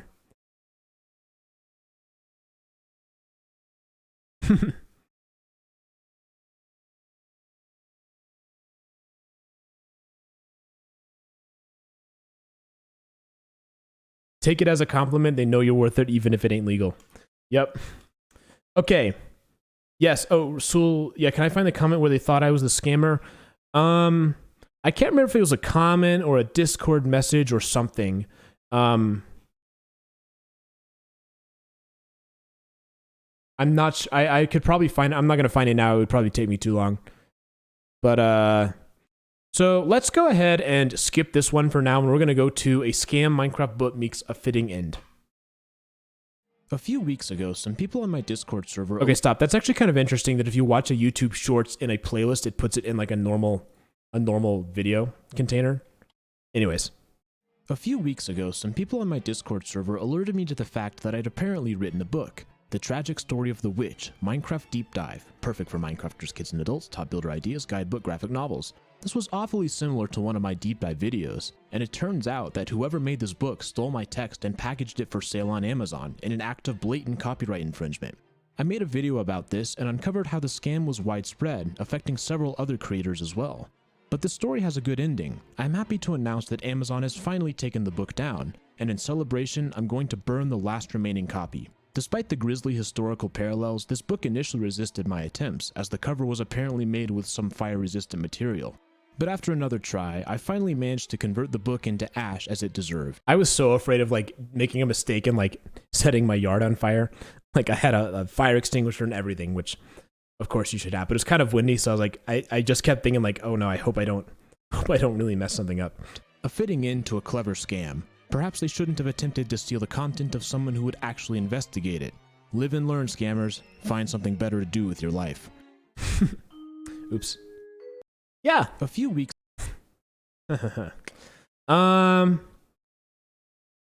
Okay. Let's see. I feel like that's a pretty good video to end on. That was a pretty fun thing. The trifecta of great RGN videos. Trifecta of kind of one-off videos. Yeah, so this is when I started to come out of like my sophomore slump a little bit, and I had a couple of hits in a row. I think Alone did pretty well too, 941,000. So that one's gonna hit 1 million at some point. And then I kind of dropped off a little bit. Minecraft That Never Was and Why Do We Like Minecraft's Creeper? Neither of those were very good. And then I kind of shifted my whole mentality. I sort of changed how I approached video making. I really focused on like constant improvement and that type of a thing. And that's when I shifted more towards the ARG type thing. And this is my switch from videos being released constantly to videos taking a very, very long time. In fact, since I made this playlist, this series has been going on for so long, this live streaming series, that it's missing 2 videos now. So it's missing the Mark 101 video, and it's missing the Utica Cordiglia video. So yeah, I hopefully will try and finish this stream kind of soon. I'm going on a trip in a week, actually, a week from today. So I don't know if it'll be possible. It'll be kind of cool to get through all of these before I go on that trip. That's probably doable, right? I think I can do it in 2 more streams, 1 more stream if I have a longer one. Yeah. Yeah, we already watched the NTT 303 video, but that was the previous stream. So you can go on Modern Gaming later and check that out if you want to see me roast my own video. But actually, after today, I kind of think that this video was worse than 303, like the Insidious Origins of Minecraft Zombies. Like, at least 303 was interesting. The story was bad. There's a lot of things wrong with it, but like, the zombie video is just boring. Like, I'd rather have interesting and bad than interesting and not interesting and boring. Yeah, the Let's Plays, like, if I were to go through all my Let's Plays, it'd take forever, but I feel like I should do at least a couple just so you get a sense of like what my content used to be. Or, you know, go back to like my first Let's Plays. Like, I mean, there's a lot of them. Like, I spent 8 years doing this and never finding success. You know, 139 views, you know, 74 views, 1.3 thousand. That's pretty good. You know, Little League Baseball. Yeah. I have a lot of Fate because Fate was my first like popular video. So let me find it. So the first one, 123,000 views, right? That's a lot, you know, for back then when I wasn't like getting a lot of views at all. You know, this one was really popular. So that's why I played the Fate series. The problem with the Fate series is it's just inherently limited. The games aren't that good. And I don't know. Honestly, making Let's Plays was not what I was good at. And I'm way better doing the stuff that I'm doing now. It's way more fun for me. And I get to be more creative. I'm definitely somebody who likes to plan things out ahead of time instead of trying to do it in the moment, which is why I like making videos more than I like streaming. But yeah, anyways, I think this is a pretty good point to stop. Thank you to everybody who was able to join me for this one. I think we probably have 1 more episode of this. Hopefully, maybe it'll be a longer episode, and then we will finally have gone through all of them. Like, it's kind of cool just to see how many there are. You know, you make these videos and suddenly you look back at it and it's like a whole body of work here. Pretty, yeah, I don't know. It's fun to see the development and the progression, and some of these in here are definitely ones where I push myself quite a bit. So, yeah, thank you so much for everybody who joined, and I will see you all in the next episode. Have a great day.